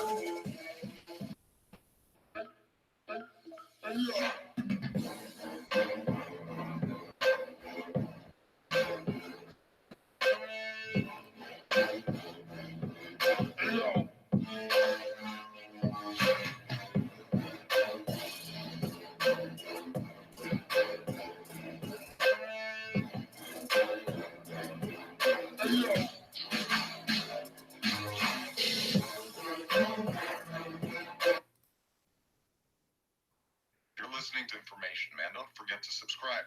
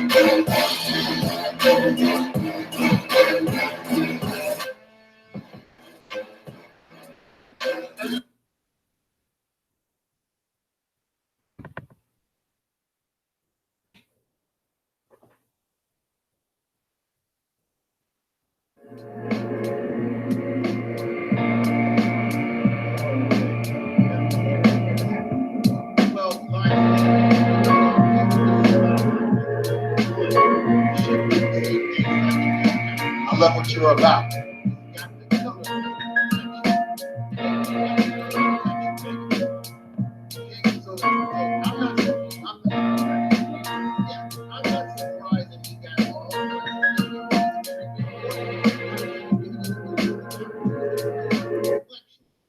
point of me bringing this up and asking you to bring this up, Lions Den, tonight is because where are these immigrant groups to come out with their press conferences and denounce what has happened to this young man in a decision by the police department of Pittsburgh? Where is the outrage by these groups?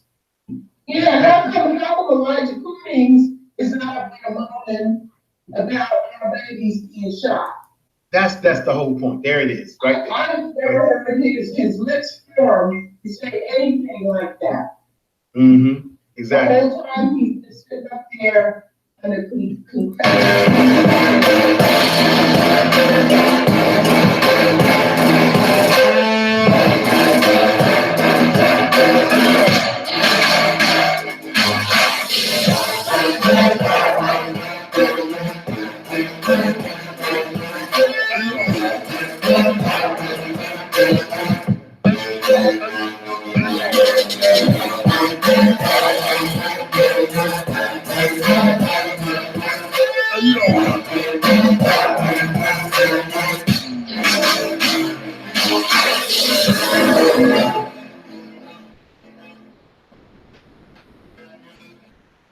Good night, everybody.